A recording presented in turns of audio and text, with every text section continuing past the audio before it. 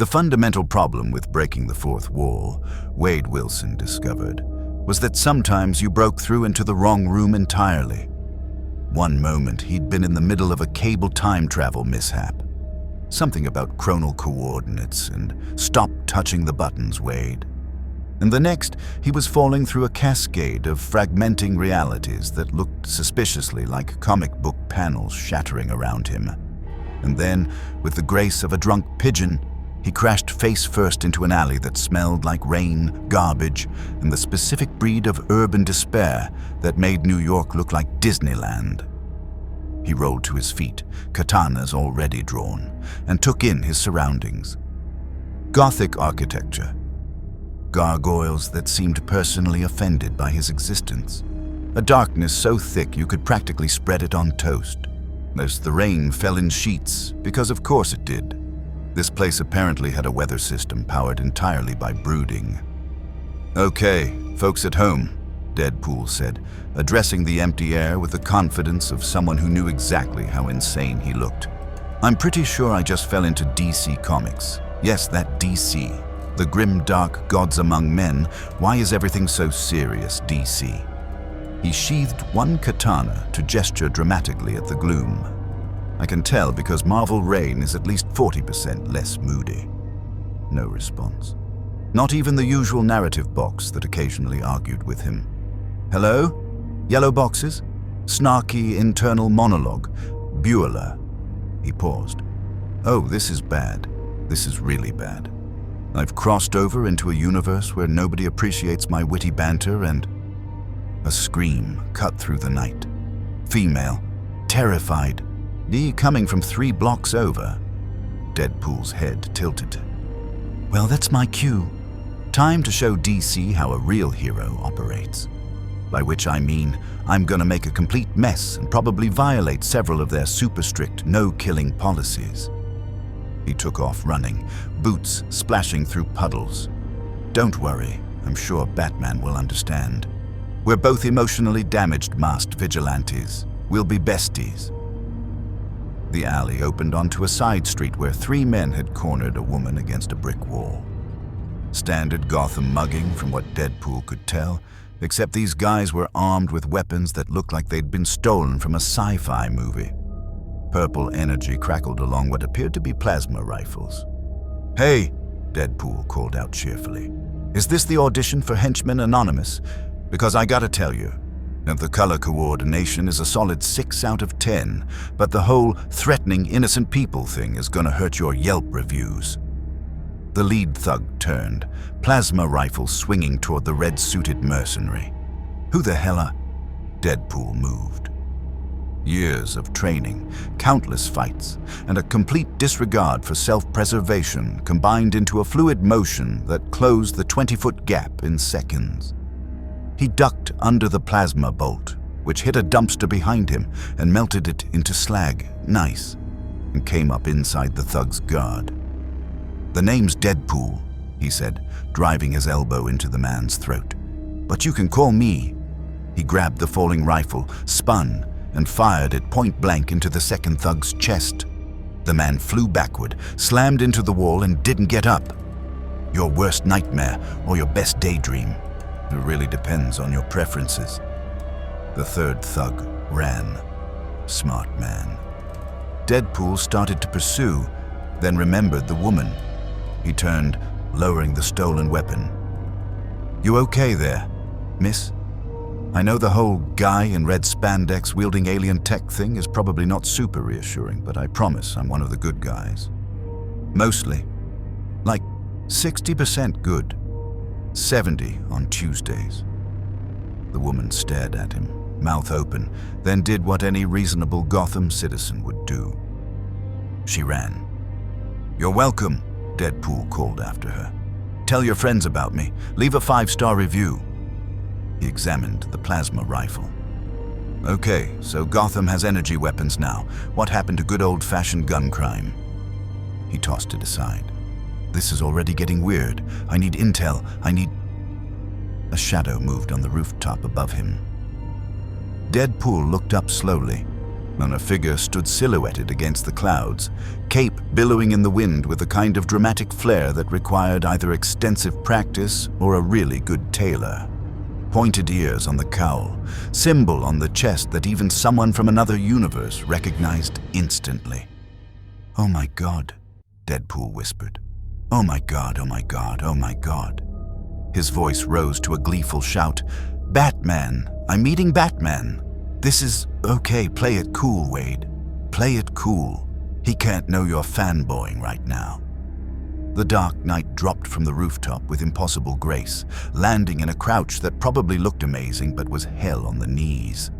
He rose slowly, and Deadpool could feel the weight of that stare even through the white lenses of the cowl. "Who are you?" Batman's voice was gravel and midnight, everything Deadpool expected and more. "I'm Deadpool, the merc with a mouth, and holy crap, you're even more intimidating in person." The words tumbled out before Wade could stop them. I meant to say something cool. Something mysterious and badass that would make you think I'm a worthy ally. But you're Batman, the goddamn Batman. I've read your comics. Wait, do you have comics here? Is there a comic about you inside your universe? That would be so meta. Batman's expression didn't change. Deadpool wasn't even sure it could change under that cowl. "You killed that man." Not a question, an accusation wrapped in certainty. Deadpool glanced at the thug he'd shot, still not moving. Okay, in my defense, he was trying to kill me first, and probably her. And I'm from a universe where killing bad guys is kind of my whole thing. I'm Marvel's way more chill about the whole murder situation. Marvel? Long story. Involves interdimensional travel, a grumpy time traveler, and my complete inability to leave well enough alone. Deadpool spread his hands. "Look, I know we're getting off on the wrong foot here, but I'm actually a hero. Sort of. I stop bad guys, save innocent people, and occasionally break the fourth wall to address the audience. Speaking of which," he turned to face where a camera would be. "If you want to see more characters enter different universes, hit that subscribe button and drop the name of a character and the universe you'd want to see them in down in the comments below. Hope shines brightest in the darkest night." Batman's hand moved toward his utility belt. "Whoa, whoa." Deadpool held up his hands. "So let's not do the whole bat-beating thing on our first date. I just got here. I haven't even seen the Batcave yet, or met Robin. You still have a Robin, right? Please tell me you didn't get another one killed. That's just poor mentorship." "Come quietly," Batman said, producing what looked like a batarang. "Or I'll make you." Deadpool sighed. "Yeah, I figured you'd say that. Fine, but for the record, I'm only cooperating because I think we could really bond over our shared trauma and vigilante justice issues. Plus, I've always wanted to see the inside of the Batmobile." He raised his hands in surrender, but his mind was already racing. He was in the DC universe. Actually, genuinely in the DCU, which meant gods, magic, cosmic threats, and heroes who took themselves way too seriously. And this was either going to be the best adventure of his life or the most painful. Probably both. The Batmobile's interior was everything Deadpool dreamed it would be. Sleek, high-tech, bristling with gadgets that probably cost more than a small nation's GDP. And he was experiencing it from the back seat with his hands zip-tied behind him. Batman drove in complete silence, which Wade filled immediately. "So, is this the part where you drive me to a secondary location and interrogate me? Because I gotta warn you, I've been waterboarded by Hydra, electrocuted by AIM, and once spent 3 hours listening to Wolverine explain Canadian football. Your torture methods are gonna need to be creative. Silence. Strong silent type. I respect that. Very man of few words, big on intimidation. I bet it works great on normal criminals. Unfortunately for you, I'm clinically insane, and which means fear is just another Tuesday for me." The Batmobile took a turn that Deadpool's inner ear insisted was physically impossible. They were descending now into what had to be... Oh my God, we're going to the Batcave, aren't we? Wade pressed his masked face against the window. This is the best day of my life. Well, top 5. Number 1 is still the time I fought on top of a helicarrier while my girlfriend watched. Number 2 is... Actually, we don't talk about number 2. The cave opened before them like the maw of some prehistoric beast, stalactites hanging from a ceiling lost in shadow. The Batmobile settled onto a platform surrounded by computer banks, forensic equipment, and a trophy case that contained what appeared to be a giant penny and a mechanical T-Rex. "You keep your trophies," Deadpool observed as Batman hauled him out of the vehicle. "That's actually adorable. I just have a duffel bag of grenades and regret." Batman guided him, firmly but not violently, toward an interrogation chair that looked uncomfortably medical. But before he could secure Deadpool, an elderly British voice cut through the cave. "Master Bruce, might I suggest restraining our guest before he bleeds on the upholstery? The cleaning bills are already quite substantial." An older gentleman in an immaculate suit descended the stairs from what Deadpool assumed was Wayne Manor above. Alfred Pennyworth, the legend himself. "Alfred!" Deadpool exclaimed. "Oh man, you're real too. Do you do the sarcastic British butler thing? Please do the sarcastic British butler thing." Alfred raised one eyebrow with devastating precision. I assure you, sir, my sarcasm is entirely sincere, as is my disapproval of individuals who murder people in Gotham's alleys, regardless of their theatrical costuming. See, this is what I'm talking about. That's quality banter." Deadpool turned to Batman. "Can I keep him?" Batman pushed him into the chair. Restraints snapped across Wade's chest and arms, mechanical and escape-proof. "Probably." "Start talking," Batman said, looming over him in a way that would make normal people reconsider their life choices. "Who are you? Where did you come from? And why are you killing people in my city?" "Okay, buckle up, Batsy, because this is gonna sound insane even by Gotham standards." Deadpool took a breath. "My name is Wade Wilson, also known as Deadpool.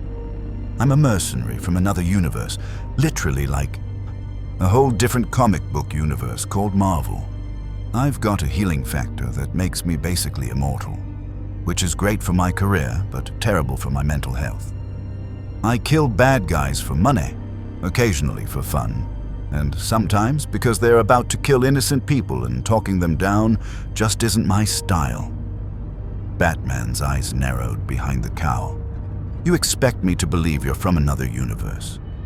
I expect you to be skeptical, investigate thoroughly, and eventually accept the impossible because that's literally your job in a world with Kryptonian aliens and Amazonian demigods." Deadpool grinned under his mask. "Come on, you've dealt with the multiverse. Dark multiverse. Crisis events. The Monitor. Anti-Monitor. I did my homework during the interdimensional fall, as you know other realities exist." Alfred cleared his throat. "He does make a somewhat valid point, Master Bruce. Given recent events, interdimensional visitors are not outside the realm of possibility." Batman pulled a device from his utility belt and ran it over Deadpool's body. It beeped, whirred, and displayed readings that made the Dark Knight's frown deepen. His cellular structure is unusual. Constant state of regeneration. The readings are similar to Lazarus Pit exposure, but fundamentally different. More controlled. Biological rather than magical. "Healing factor, baby," Wade said proudly. "I can regenerate from basically anything. Lost limbs, brain damage. That time I got vaporized and grew back from a single hand. It's gross, painful, and makes me very hard to kill." "And the mental instability?" Batman asked, known though his tone suggested he already knew the answer. "Oh, that came free with the healing factor. The constant cell regeneration includes my brain, which means my neurons are firing in basically random patterns. Hence the talking to people who aren't there, the complete disregard for social norms, and the overwhelming compulsion to make jokes during life-threatening situations." Batman studied him for a long moment. Then, surprisingly, he asked, "What were you doing in that alley?" Heard a scream, investigated, found bad guys with sci-fi guns threatening a lady, applied violence, standard hero stuff, except I killed one of them because where I come from, that's pretty much standard operating procedure for guys who hunt women with plasma rifles. Gotham has rules, Batman said quietly, and there was something dangerous in his voice. Those who operate in my city don't kill. Ever. No matter the justification. Yeah, I'm getting that vibe. Deadpool shifted in the restraints. Look, I get it. You've got this whole moral code thing. No killing, no guns, no crossing that line because you're afraid of what you'll become. It's very admirable. Also completely insane, but hey, you do you. It's not insane. It's necessary. Batman leaned closer. The moment we decide who lives and who dies, we become what we fight. We become judge, jury, and executioner. That's not justice. That's tyranny. Counterpoint. The Joker. Deadpool watched Batman's jaw tighten. Yeah, I know about him. Clown prince of crime. Killed hundreds, maybe thousands. Keeps escaping, keeps murdering, and you keep throwing him back in Arkham like this time will be different. How many people have died because you won't cross that line? How many families destroyed because your moral code values his life over theirs? The slap didn't come, but Deadpool saw Batman's hand clench. Hit a nerve. You don't understand, Batman said, his voice barely above a whisper. If I kill the Joker, I won't stop. That line is all that separates me from the monsters I fight. Cross it once, and there's no going back. Maybe, Deadpool admitted. Or maybe you're just scared, which is fair. Fear is healthy. I'm scared of clowns, mirrors, and Ryan Reynolds for reasons I can't fully explain. Alfred interjected before the tension could escalate further. Perhaps, Master Bruce, we should focus on the practical matter of what to do with our dimensional visitor. Keeping him restrained indefinitely seems counterproductive. Batman straightened, his detective mind clearly working through scenarios. The Justice League needs to know about this. An interdimensional traveler with enhanced abilities and no moral code against killing could be a significant threat. Ooh, the Justice League. Deadpool perked up. Superman, Wonder Woman, The Flash. I'm meeting all of them. This day just keeps getting better. Or, Batman continued, ignoring him, you could be an asset. If you're telling the truth about your universe, you might have knowledge or skills we can use. I prefer to think of myself as a liability with occasional heroic tendencies, Deadpool offered. Keeps expectations low. Batman pulled out a communication device. Oracle, run a quantum signature analysis on the readings I'm sending you. Check for dimensional anomalies consistent with boom tube technology or Flash's speed force breaches. A woman's voice came through, efficient and analytical. Running it now, Batman. This is weird. The signature doesn't match anything in our database. It's like he's vibrating at a different frequency than our reality. Because I am, Deadpool called toward the communicator. Hi, Oracle. Big fan of your work.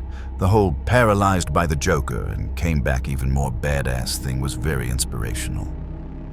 Silence on the other end. Then, how does he know about that? Comics, Deadpool said simply. Where I come from, you're all fictional characters. Well, you were fictional. Now you're real, which is doing weird things to my already fragile grasp on reality. Batman terminated the communication. So he stared at Deadpool for a long moment, and Wade could practically hear the world's greatest detective assembling the puzzle pieces.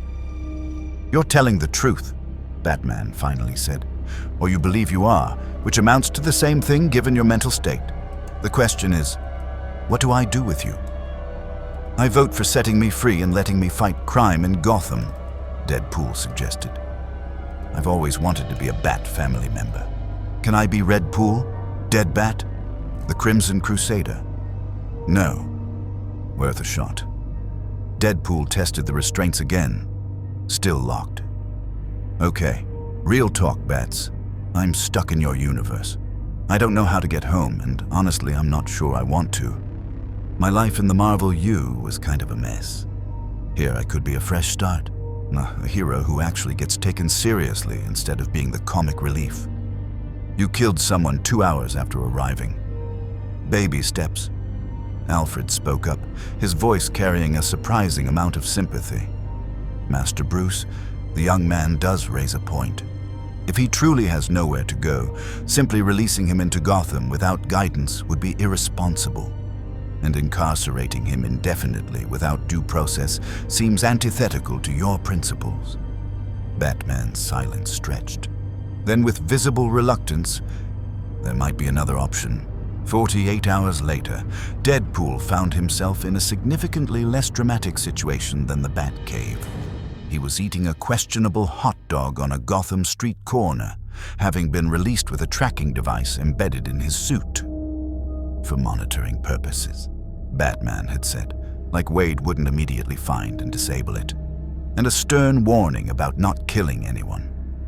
He'd lasted 6 hours before breaking that rule, but in his defense, the guy had been actively strangling a teenager with piano wire. Some situations just called for lethal intervention. Now Batman was probably watching him through every camera in Gotham, which meant it was time to explore this delightfully grim city and meet some new friends. Preferably ones who appreciated his particular brand of chaos. So the universe answered his unspoken request when he heard a familiar sound. Manic laughter echoing from an abandoned amusement park 3 blocks away. Oh, that's either Harley Quinn or a hyena with throat problems, Deadpool mused, dropping his half-eaten hot dog and heading toward the sound. Either way, I'm in. The amusement park, Amusement Mile, according to the rusted sign, was a monument to Gotham's decay. Broken rides loomed like metal skeletons, and graffiti covered every surface with messages ranging from territorial gang signs to simple declarations of "Joker was here." Deadpool vaulted the fence and followed the laughter deeper into the park. It led him to a funhouse whose mirrors reflected his image in distorted, nightmarish ways. Perfect. Inside, the laughter grew louder. Deadpool drew his katanas, now moving through the maze of mirrors and tilted floors until he emerged into a large room where a blonde woman in red and black was enthusiastically hitting a mannequin with an oversized mallet. Harley Quinn, in the flesh. And she was magnificent. "Take that, you stupid bat," she shouted at the mannequin, which was dressed in a crude approximation of Batman's costume. "And that's for the time you threw me in Arkham. And that's for..." She paused mid-swing, finally noticing Deadpool. "Who the hell are you?" "I'm Deadpool, interdimensional mercenary, and your new best friend." He sheathed his katanas and waved. Loved the whole hitting things with mallets aesthetic. Very therapeutic.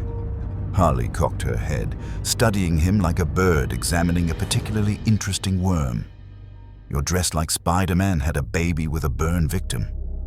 "Wow, that's accurate and hurtful. I like you already." Deadpool stepped closer. "I heard you're Gotham's resident chaos agent. Thought we might have some things in common." "Common?" Harley's eyes narrowed, but there was curiosity there too. "Like what?" "Well, we're both clinically insane.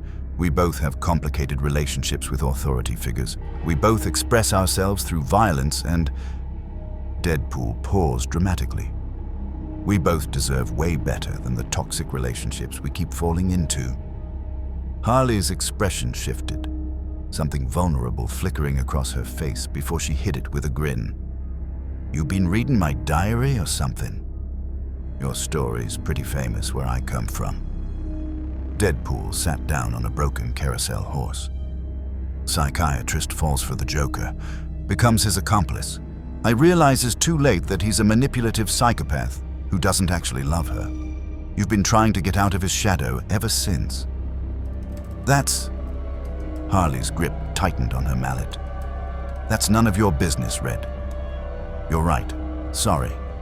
Crossed a line there." Deadpool held up his hands peacefully.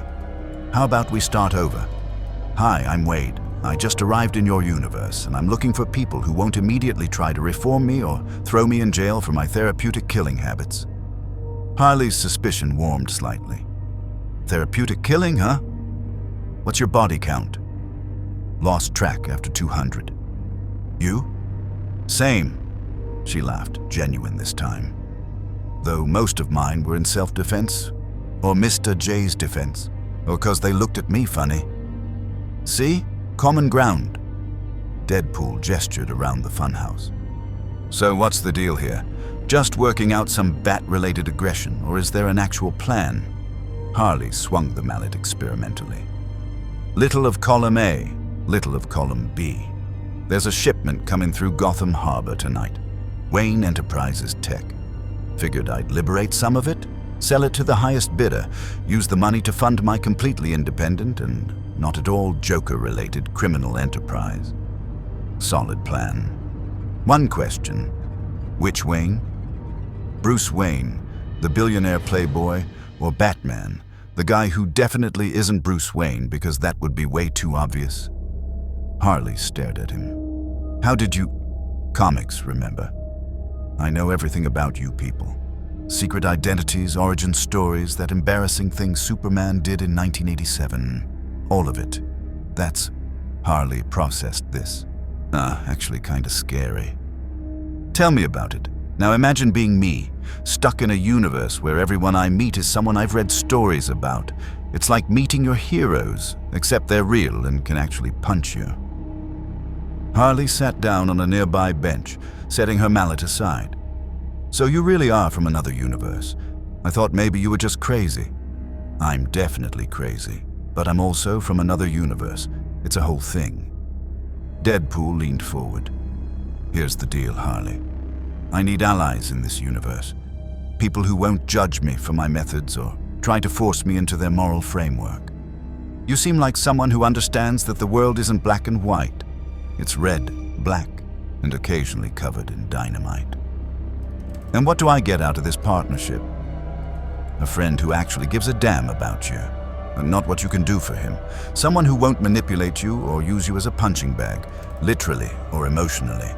Plus, I'm great in a fight. I've got access to interdimensional knowledge that might come in handy, and I make a mean chimichanga. Harley considered this. Then she smiled, and it was the kind of smile that promised either amazing friendship or spectacular disaster. You know what? I like you, Wade. You're weird. You're honest about being a killer, and you didn't immediately try to fix me or save me. That's refreshing. So we're doing this? Partners in crime? Partners in crime, Harley confirmed, extending her hand. Deadpool shook it, then paused. Wait, should we have a team name? The Merc and the Maiden. Chaos Incorporated. Red and Black Attack. How about we just steal some stuff first and workshop the branding later? I love the way you think. 6 hours later, Deadpool was learning that Gotham's criminals operated on a completely different level than what he was used to. The simple heist Harley had described turned into a running battle through the harbor against what appeared to be Two-Face's goons who had the same idea about the Wayne tech. Deadpool put a bullet through one thug's kneecap and kicked another off the dock into the water. Is it always this complicated? Usually worse, Harley shouted back, her mallet connecting with a goon's skull with a wet crunch. Wait till the bat shows up. As if summoned by her words, a Boomerang whistled through the air and embedded itself in the crate next to Deadpool's head. Right on cue, Wade muttered, looking up to see Batman descending from a gantry crane like some kind of vengeful angel. Hey Bats, fancy meeting you here. I was just making friends, totally not stealing anything. Step away from Quinn, Batman ordered, his voice carrying over the sounds of the fight, and surrender, now. See, here's the thing, Deadpool called back, reloading his pistol. I don't really do the whole surrender thing. It's not in my character profile. Plus, Harley and I were bonding. We're gonna get friendship bracelets and everything. Harley beamed at him. Oh, you mean it? Absolutely. with little skulls on them. Batman didn't wait for more banter. He launched himself at them with the kind of precision that came from years of training and an unlimited budget. Deadpool barely dodged the first strike, and a kick that would have definitely broken ribs. Whoa, okay, we're fighting now. Cool. I've always wanted to spar with Batman. Deadpool drew his katanas. Fair warning, I'm not gonna go easy on you just because you're my favorite DC character. They clashed in the middle of the dock, Deadpool's chaotic style meeting Batman's calculated efficiency. It was like watching a street brawler fight a chess master, and somehow Wade was holding his own. The healing factor helped. Every time Batman landed a hit that should have been debilitating, Wade just laughed and kept coming. It was clearly throwing the Dark Knight off his game. "You can't beat me, Bats," Deadpool said, breathing hard but grinning. "I literally can't die. It's my whole thing." "I don't need to kill you," Batman replied, producing a device from his belt. "Just incapacitate you." He pressed it to Deadpool's chest. Electricity surged through Wade's body, enough voltage to drop an elephant. Deadpool convulsed, every muscle locking up, and collapsed. Through the pain, he heard Harley's outraged shout, the sound of her mallet connecting with Batman, and then everything went dark. When he woke up, he was back in the Batcave, restrained in the same chair as before. But this time, he wasn't alone. Standing around him were Batman, a man in a red and blue suit with a cape and an S on his chest, and a woman in armor with a golden lasso. The Trinity. Holy crap. The actual Trinity. "Okay," Deadpool said groggily. "This is either really good or really bad, and I honestly can't tell which." Superman crossed his arms. "Batman tells us you're from another universe. That you've been killing people in Gotham, and that you were trying to steal Wayne Enterprises' technology with Harley Quinn." "In my defense," Wade said, "when you list it like that, it sounds way worse than it actually is." Wonder Woman stepped forward, her expression unreadable. "We've encountered interdimensional travelers before. They often bring chaos, intentionally or not. The question is, are you a threat to this world?" Deadpool looked at each of them in turn. Superman, the symbol of hope who could become a tyrant if pushed too far. Batman, the Dark Knight walking the razor's edge of sanity. Wonder Woman, the warrior goddess who understood that sometimes mercy wasn't enough. "I don't know," he answered honestly. "I'm trying to be a good guy, but my definition of good includes killing people who deserve it, and apparently that's a hard pass in this universe. So, probably. I'm probably a threat, but I'm your threat now, which has to count for something." The Trinity exchanged glances, and in that moment, Deadpool realized his time in the DC universe was about to get a lot more complicated. The Watchtower hung in geosynchronous orbit above Earth, a crystalline fortress that made Deadpool's inner fanboy weep with joy. He was in space, in the actual Justice League Watchtower, surrounded by heroes who could, individually, probably destroy his home universe. And they were debating what to do with him. "This is so cool," Wade whispered to himself, looking out the viewport at Earth below. "I'm in space. I've been to space before, but this is Justice League space. That's way better." "Focus," Batman said sharply from across the conference room. The Dark Knight stood with his arms crossed, having transported Deadpool here via boom tube technology that made Wade's stomach do things it really shouldn't. Around the table sat the full roster of the League. Superman at the head, looking like disappointment had taken physical form. Wonder Woman to his right, studying Deadpool with the intensity of a warrior assessing an opponent. The Flash, Barry Allen, Wade recognized, vibrated slightly in his seat, either from speedster metabolism or nervous energy. Green Lantern, Hal Jordan's distinctive cocky posture.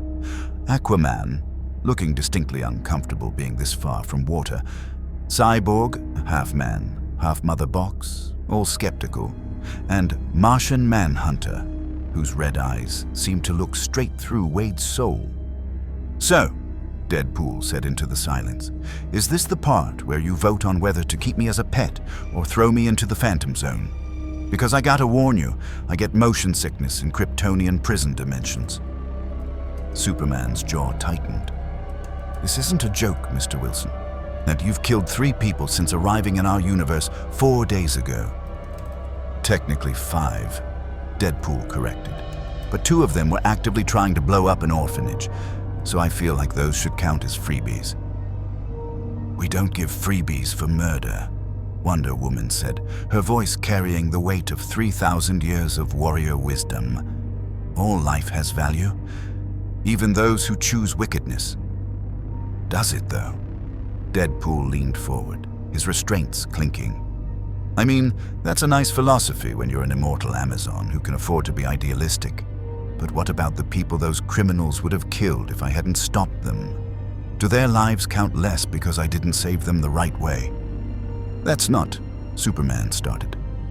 "No, I'm genuinely asking." Deadpool's tone lost its usual humor. "In my universe, we've got the Punisher. Guy kills criminals like it's going out of style, saves thousands of lives by removing serial killers, mob bosses, and human traffickers from the equation permanently. The heroes hate him, call him a murderer. But here's the thing. They've never been able to prove he's wrong. They just feel like he is. Because killing is wrong," the Flash interjected, his young voice carrying conviction. "It's not about the math. It's about who we choose to be. If we start killing villains, we become what we fight." "Barry's right," Superman agreed. "The moment we decide who lives and dies, we lose what makes us heroes. We become judges and executioners, not protectors." Deadpool laughed, but there was no humor in it. "You want to talk about becoming what you fight, Big Blue? I read about Injustice. Alternate timeline where the Joker tricks you into killing Lois and your unborn child. You go full tyrant, establish a global regime, murder anyone who opposes you. The great Superman, symbol of hope, becomes the thing you just described." The temperature in the room dropped. Superman's eyes literally glowed red for a moment before he controlled himself. "That's not this timeline," he said quietly, dangerously. "I would never—" "But you could." Deadpool wouldn't let it go. "That's the point. You're one bad day away from becoming the villain. Batman knows it. That's why he's got kryptonite in his belt right now. Wonder Woman knows it. She's ready to use that lasso of truth to bind you if necessary. They all know that the most dangerous person in this room isn't me. It's you. Because I'm predictable. I kill bad guys. But you. And you could decide to reshape the world in your image. And who could stop you?" Superman stood abruptly, his chair scraping back. "I'm nothing like the Injustice timelines, Superman." "Prove it," Deadpool challenged. "Because from where I'm sitting, the only difference between you and him is that Lois is still alive." "What happens when she isn't? What happens when someone you love dies because you followed your no-kill code?" "That's enough," Batman said, stepping between them. "This isn't productive." "Actually," Martian Manhunter spoke up, his voice like distant thunder, "it is quite productive. Mr. Wilson is testing us. He wants to see if we truly believe in our principles or if they're merely convenient philosophies we abandon under pressure." Deadpool pointed at John. "Martian gets it. And also, can you stay out of my head? I've got some really weird thoughts bouncing around in there, and some of them involve you in a way that's gonna make this meeting super awkward." Green Lantern snorted, then tried to cover it with a cough. "The question remains," Cyborg said, his technological eye glowing as he analyzed Deadpool. "What do we do with him? He's clearly dangerous, clearly unwilling to follow our rules, but he's also not technically a villain. His actions, while brutal, have been in defense of innocence." "He was robbing Wayne Enterprises with Harley Quinn," Batman countered. "That's not defending innocence. That's theft." "I was making a friend," Deadpool protested. "Harley's had a rough go of it with the whole Joker thing. She needed someone who wouldn't judge her or try to fix her. So I offered partnership. The robbery was just a team-building exercise. You don't build teams by stealing, Aquaman rumbled, speaking for the first time. His voice carried the depth of the ocean. You build them through trust and shared purpose. Great advice from the guy who talks to fish, Deadpool muttered. Aquaman's eyes narrowed. I am the king of the seven seas, and I could flood this station in 30 seconds if I wished. Show some respect. Noted. Fish King is scary. Got it. Wonder Woman raised a hand, commanding silence. We're circling the same arguments. Let me propose a solution. She turned to Deadpool. Wade Wilson, you claim to be a hero in your universe despite your methods. Would you be willing to prove that claim here? Depends on what you mean by prove, Wade said cautiously. Work with us, under supervision. Batman has suggested a unique solution to your presence in our universe. Diana looked at Batman, who looked distinctly unhappy about what he was about to say. Amanda Waller has been requesting assets for Task Force X, Batman said reluctantly. The Suicide Squad, criminals with useful skills who undertake Black Ops missions in exchange for reduced sentences. Deadpool's eyes widened. You want to put me on the Suicide Squad? The team with Harley, Deadshot, Killer Croc, and whoever else Waller's dragged into her dirty little secret missions? It would serve multiple purposes, Superman said, clearly warming to the idea now that Batman had suggested it. You'd be monitored, your skills would be utilized for good, and you'd be working with individuals whose moral codes are closer to your own. Plus, the Flash added with a slight smile, Waller puts bombs in all her squad members' necks. Step out of line and boom, no more Deadpool. That's actually perfect, Deadpool said slowly. I mean, the bomb won't kill me because healing factor, but it'll hurt like hell and probably keep me honestish. He looked at each member of the Trinity. You're seriously offering me a job? We're offering you a chance, Wonder Woman corrected. Prove that you can be a hero by our standards, or prove that you can't. Either way, we'll know how to handle you. Deadpool sat back, processing. The Suicide Squad, working with Harley officially, taking on missions that the Justice League couldn't publicly acknowledge. It was basically what he did in the Marvel Universe, except with more supervision and a literal ticking time bomb in his brainstem. What do I get out of it? He asked. Besides the obvious thrill of working for a morally ambiguous government organization? You get to stay in this universe, Batman said bluntly. The alternative is we find a way to send you back to your own reality, or we incarcerate you in a facility designed to hold metahumans indefinitely. Your choice. That's not really a choice, Bats. That's an ultimatum with extra steps.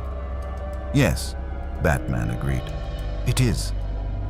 Deadpool looked out at Earth again, spinning silently in the void. A whole new universe of stories, heroes and villains. A chance to reinvent himself, to be part of something bigger. Sure, it came with a bomb in his neck and a handler who made Nick Fury look like Mr. Rogers, but when had Wade Wilson ever taken the safe option? Okay, he said finally. I'm in. Sign me up for the Suicide Squad. But I want 3 things in writing. 1, Harley Quinn is my teammate, and you don't separate us.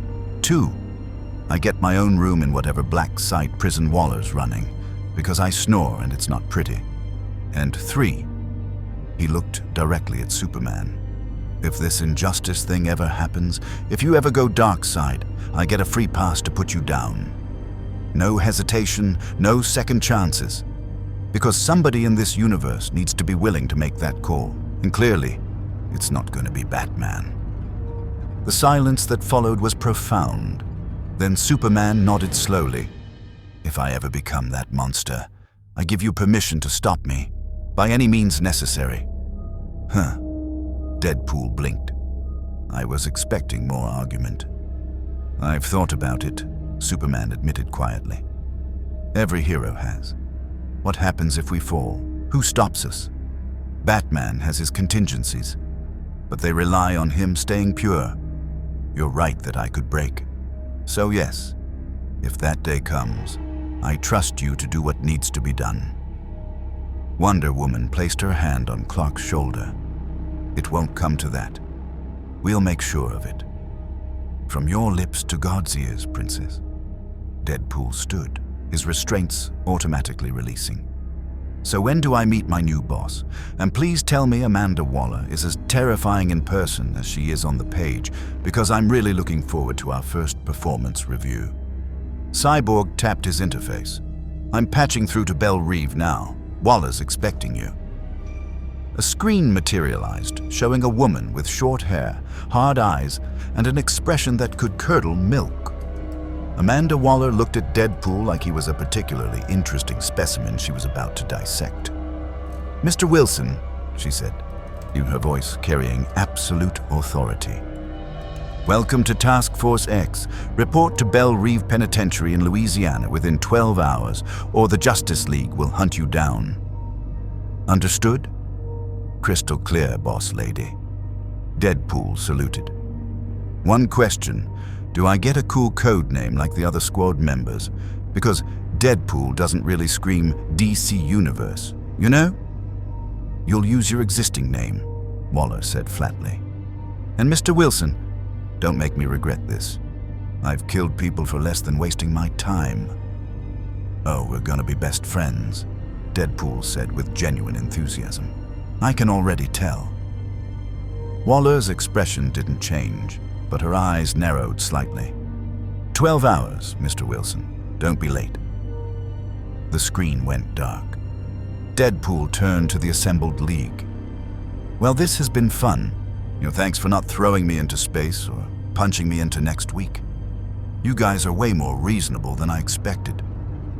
"We're trusting you with a chance," Superman said, extending his hand. "Don't waste it." Wade shook the Man of Steel's hand, marveling at the controlled strength behind it. "I'll try, Big Blue. No promises, but I'll try." As Batman led him back to the boom tube that would transport him to Earth, Deadpool couldn't help but grin behind his mask. The Suicide Squad, Harley Quinn, Amanda Waller. This was going to be either the best decision of his life or the most spectacular disaster. Probably both. Belle Reve Penitentiary sat in the Louisiana swamp like a concrete tumor, surrounded by electrified fences, automated gun turrets, and the kind of oppressive humidity that made Wade's suit feel like a portable sauna. He'd teleported from the watchtower to just outside the prison's perimeter because showing up in style was important. The guards at the gate were expecting him, which was either reassuring or terrifying, probably both. "Wade Wilson, here for my exciting new career in government-sanctioned black ops and morally questionable wet work," he announced cheerfully. "I believe Ms. Waller is expecting me." The lead guard, a massive man who looked like he bench-pressed cars for fun, scanned him with a device that beeped angrily. "Weapons. Oh, right." Deadpool unloaded an impressive arsenal. Katanas, pistols, grenades, knives, not a few throwing stars, and one rubber chicken filled with C4. "That's everything, except the weapons I'm hiding in places you really don't want to check." The guard's eye twitched, but he gestured forward. "Follow me." They led him through security checkpoints that would make airport TSA weep with envy, past cells holding some of DC's most dangerous criminals. Deadpool waved at Captain Boomerang, who looked confused, and finally into a briefing room where Amanda Waller sat behind a desk like a queen on her throne. She didn't stand when he entered, didn't smile, just studied him with eyes that had seen every type of human monster and remained unimpressed. "Sit," she commanded. Deadpool sat. "I've read Batman's report on you," Waller began, sliding a thick folder across the desk. "Interdimensional traveler, enhanced healing factor, not expert combatant, clinically insane, kills without hesitation. Is that accurate?" "I prefer enthusiastically unstable, but sure, that's the gist." The Justice League thinks putting you on Task Force X will either rehabilitate you or prove you're beyond redemption. I don't care which. What I care about is whether you can follow orders, complete missions, and not get my other assets killed through sheer stupidity.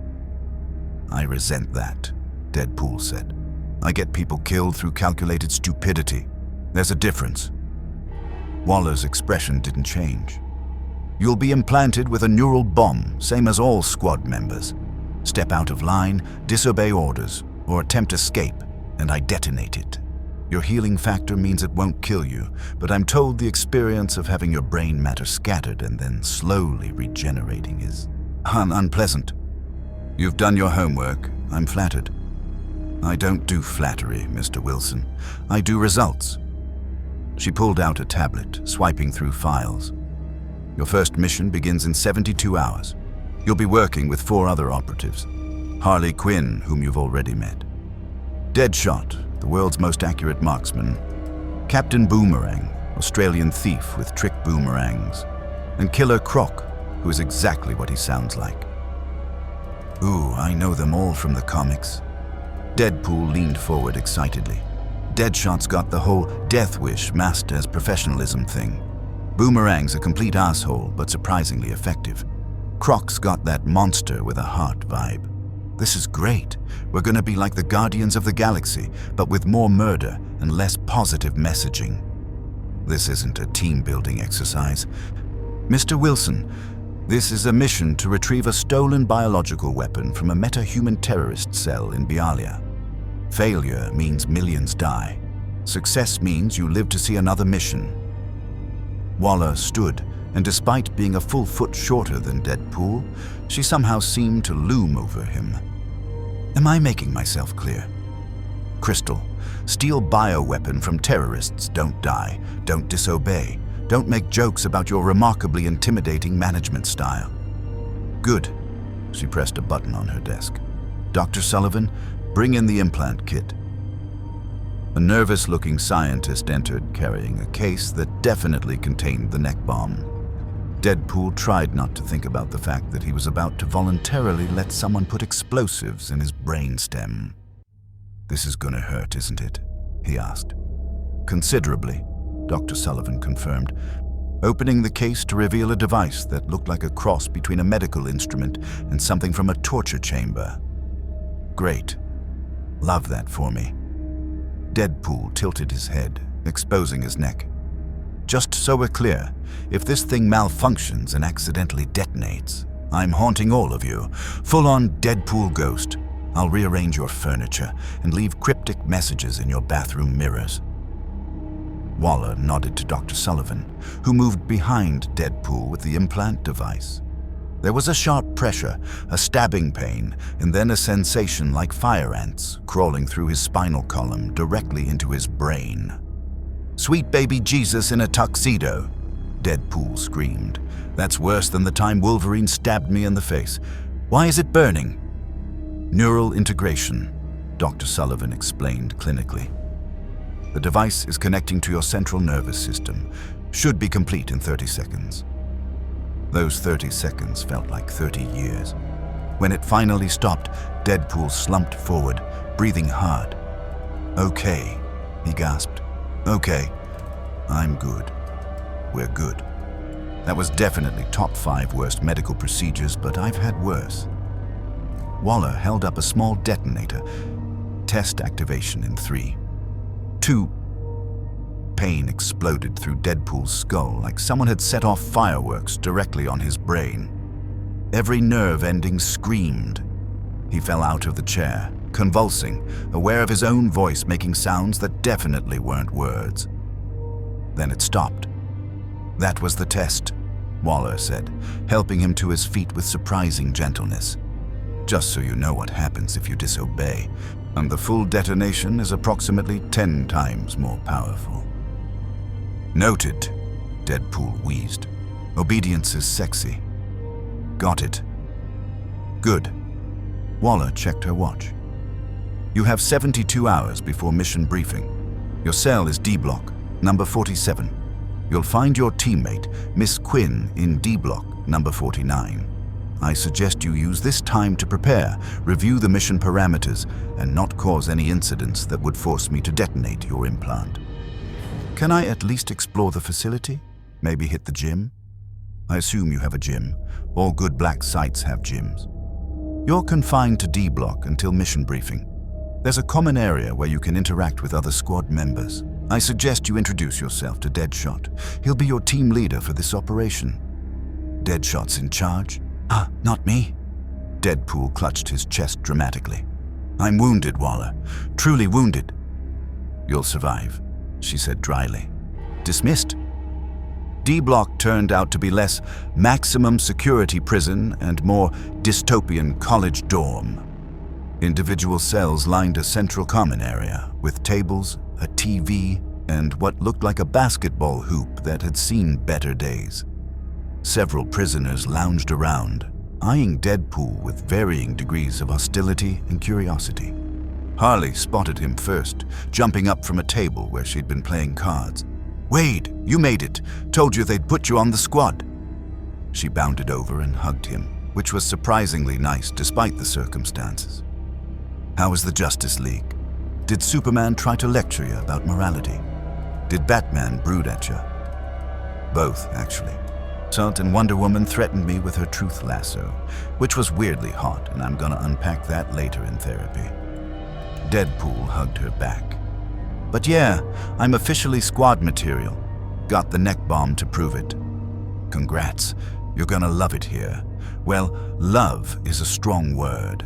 You're gonna tolerate it here with occasional moments of wanting to claw your own face off." A deep voice cut through their reunion. "So you're the new meat." Deadpool turned to see a man in tactical gear with a distinctive eyepiece covering his right eye. "Floyd Lawton, Deadshot, the man who never missed." "And you're Deadshot," Wade responded, extending his hand. "Big fan of your work. That time you shot a fly off someone's nose from 300 yards? Chef's kiss." Deadshot didn't shake his hand. "I don't care if you're a fan. I care if you can follow orders and not get killed in the first 5 minutes of the mission. Waller says you've got a healing factor, which means you'll probably take stupid risks thinking you're invincible. I mean, I kind of am invincible." "No one's invincible." Deadshot's voice carried hard-won experience. "I've seen people with powers like yours get vaporized, disintegrated, or trapped in situations where healing doesn't help. Don't be cocky, or you'll get the rest of us killed." "Noted. No cockiness, just regular confidence and devastating charm." A massive figure unfolded from the shadows in the corner, 7 feet of reptilian muscle and teeth. Killer Croc growled low in his throat. "You smell weird, like you don't belong here." "That's because I don't." Deadpool waved at Croc cheerfully. "Interdimensional traveler, a whole different universe.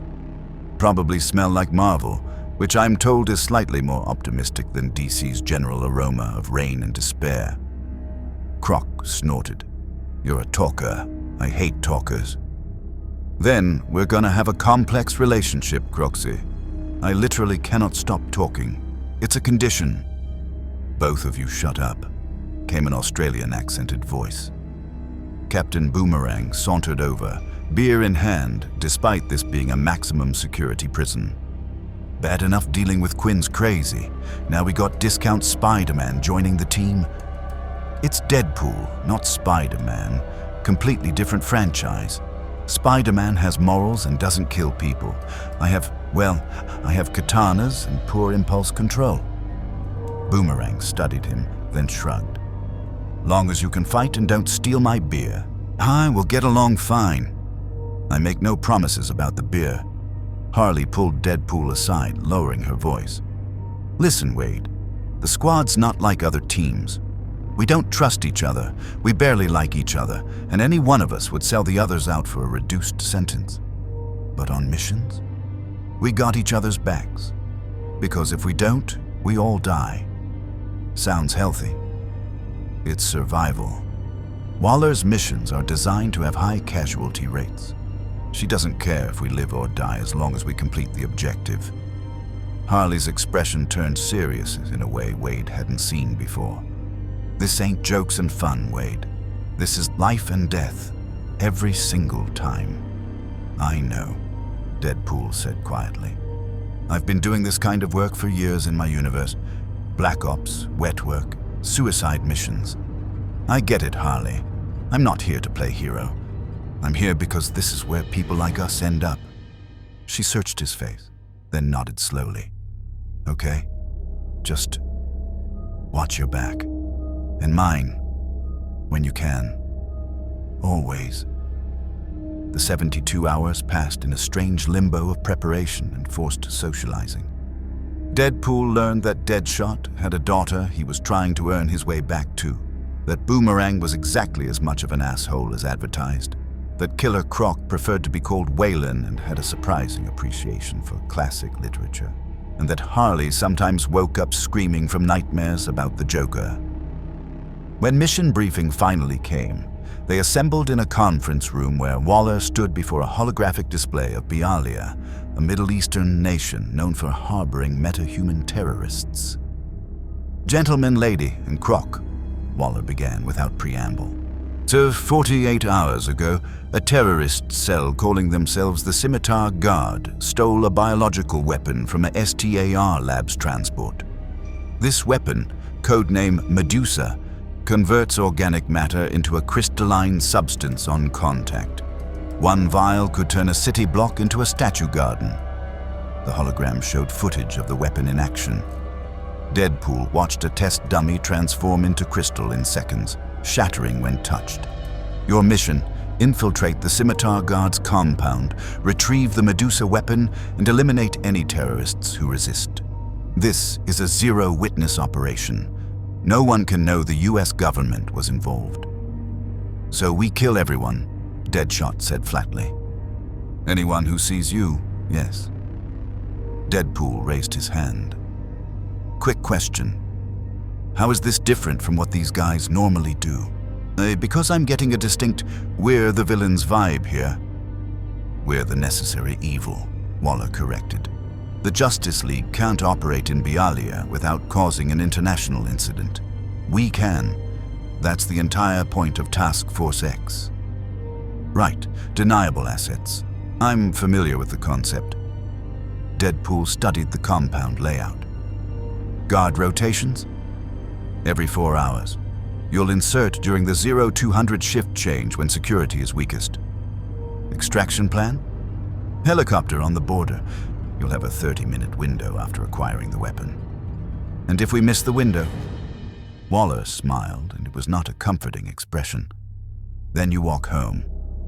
If you survive." The team exchanged glances. This was clearly not their first impossible mission. "Wheels up in 6 hours," Waller concluded. "Dismissed." As they filed out, Harley bumped Deadpool's shoulder. "You okay? You're quieter than usual." "Just processing," Wade admitted. "In my universe, I worked for organizations like this. I always told myself I was one of the good guys, just doing what needed to be done. But sitting in that room, hearing Waller talk about killing witnesses like it's nothing, it's different when you're on this side of it." "Welcome to the Suicide Squad," Harley said softly. "Where the only difference between us and the people we fight is who's signing our paychecks." Deadpool looked at her, at this woman who'd been broken by the Joker and was trying to rebuild herself through violence and chaos.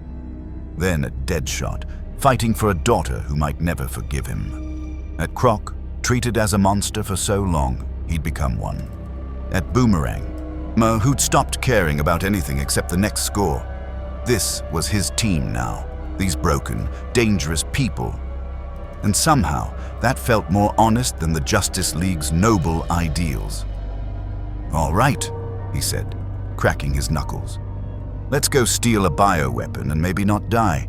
If you want to see more characters enter different universes, hit that subscribe button and drop the name of a character and the universe you'd want to see them in down in the comments below. Hope shines brightest in the darkest night. And right now, we're about to dive into some serious darkness." Harley grinned. "That's the spirit. Come on, let's get suited up. Waller hates it when we're late." As they headed back to D-Block, Deadpool couldn't shake the feeling that this mission was going to change everything. But either he'd prove he could be a hero by DC standards, or he'd prove that some people were meant to operate in the shadows, doing the things that needed to be done while everyone else looked away. Either way, the DC universe was about to learn what happened when you gave Deadpool a bomb in his neck and pointed him at terrorists. Spoiler alert, it wasn't going to be pretty. The helicopter cut through the night sky over Bialya's desert, running dark with only the stars for navigation. Deadpool sat between Harley and Killer Croc, checking his weapons for the third time, while Deadshot reviewed tactical maps on a tablet, and Boomerang somehow managed to sleep despite the rotor's deafening chop. 2 minutes to drop zone, the pilot called back, her voice crackling through their comms. Weather's clear. Thermal shows 20 hostiles in the compound, plus unknowns in the underground sections. Underground sections? Deadpool looked at Deadshot. Waller didn't mention underground sections. Waller never tells us everything, Deadshot replied without looking up. Keeps us adaptable, or gets us killed. Depends on the mission. That's a terrible management strategy. Welcome to Task Force X. The helicopter descended rapidly, flaring at the last moment to hover 3 feet above the sand. The squad dropped out in practiced sequence. Deadshot first, establishing a perimeter, then Croc, Boomerang, Harley, and finally Deadpool, who stuck the landing and immediately sank ankle-deep into loose sand. "I hate deserts," he muttered, pulling his boots free. "Sand gets everywhere, and I mean everywhere." "Radio silence from here," Deadshot ordered, his voice a whisper through their comms. "Hand signals only. Wilson, you're on Quinn 6. Croc, you're breaching. Boomerang, rear guard. Move out." They crossed the half-mile to the compound in 15 minutes, using the dunes for cover and Deadshot's expert navigation to avoid the patrol routes. Now, the Scimitar Guard's base was a converted oil facility, concrete bunkers surrounding a central structure with a tower that likely housed communications and lookouts. Deadpool counted 4 visible sentries, all armed with automatic rifles and what looked like repurposed LexCorp energy weapons. Because, of course, the terrorists had cutting-edge tech. Nothing in this universe was ever simple. Deadshot held up a fist. The team stopped, melting into the shadows. He pointed at the nearest sentry, then at Deadpool, then made a cutting motion across his throat. "Take him out." Quietly. Deadpool nodded, drawing one of his katanas. He moved with the fluid silence of years of wet work experience, circling wide to come at the sentry from his blind spot. The man never heard him coming. One hand over the mouth, blade through the throat, and a gentle lowering of the body into the sand. Textbook. He gave Deadshot a thumbs up. The marksman nodded approval, and suddenly Deadpool felt an absurd pride at earning respect from one of DC's most dangerous killers. He was fitting in, becoming part of the team. It should have felt wrong, but instead, it felt like coming home. Killer Croc moved to the bunker's reinforced door, his clawed hands finding purchase in the concrete. He pulled, muscles bulging with inhuman strength, and the door tore free with a sound like a car crash. So much for stealth. "Go, go, go!" Deadshot barked, and they poured through the opening. The interior erupted in chaos. Terrorists scrambled for weapons, shouting in Arabic and opening fire. Deadpool's pistols were in his hands before conscious thought, a muscle memory and enhanced reflexes working in perfect sync. He put 2 rounds through one hostile's center mass, pivoted to nail another in the head, and ducked under return fire that would have decapitated anyone slower.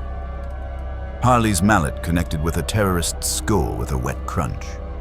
Boomerang's razor-edged boomerang took out 3 hostiles in one throw, curving impossibly through the air before returning to his hand. Croc simply grabbed the nearest enemy and threw him through a wall. Deadshot moved like a machine, each shot perfectly placed, 0 wasted ammunition. Medusa weapon should be in the lower levels, Deadshot called out, reloading without looking. Find the stairs. Deadpool spotted a doorway marked with Arabic script and symbols that his implant helpfully translated as research level authorized personnel only. He kicked it open and descended into a concrete stairwell that smelled like chemicals and death. The lower level was a nightmare. Glass tubes lined the walls containing people, or what had been people before the Medusa weapon transformed them into crystal statues, faces frozen in eternal screams. Deadpool felt his stomach turn, and that was saying something given his history. Jesus Christ, he whispered. They were testing it on prisoners. Focus on the mission, Deadshot ordered, but even his voice had an edge of disgust. The weapons storage should be there. A reinforced vault door stood at the corridor's end, biometric lock glowing red.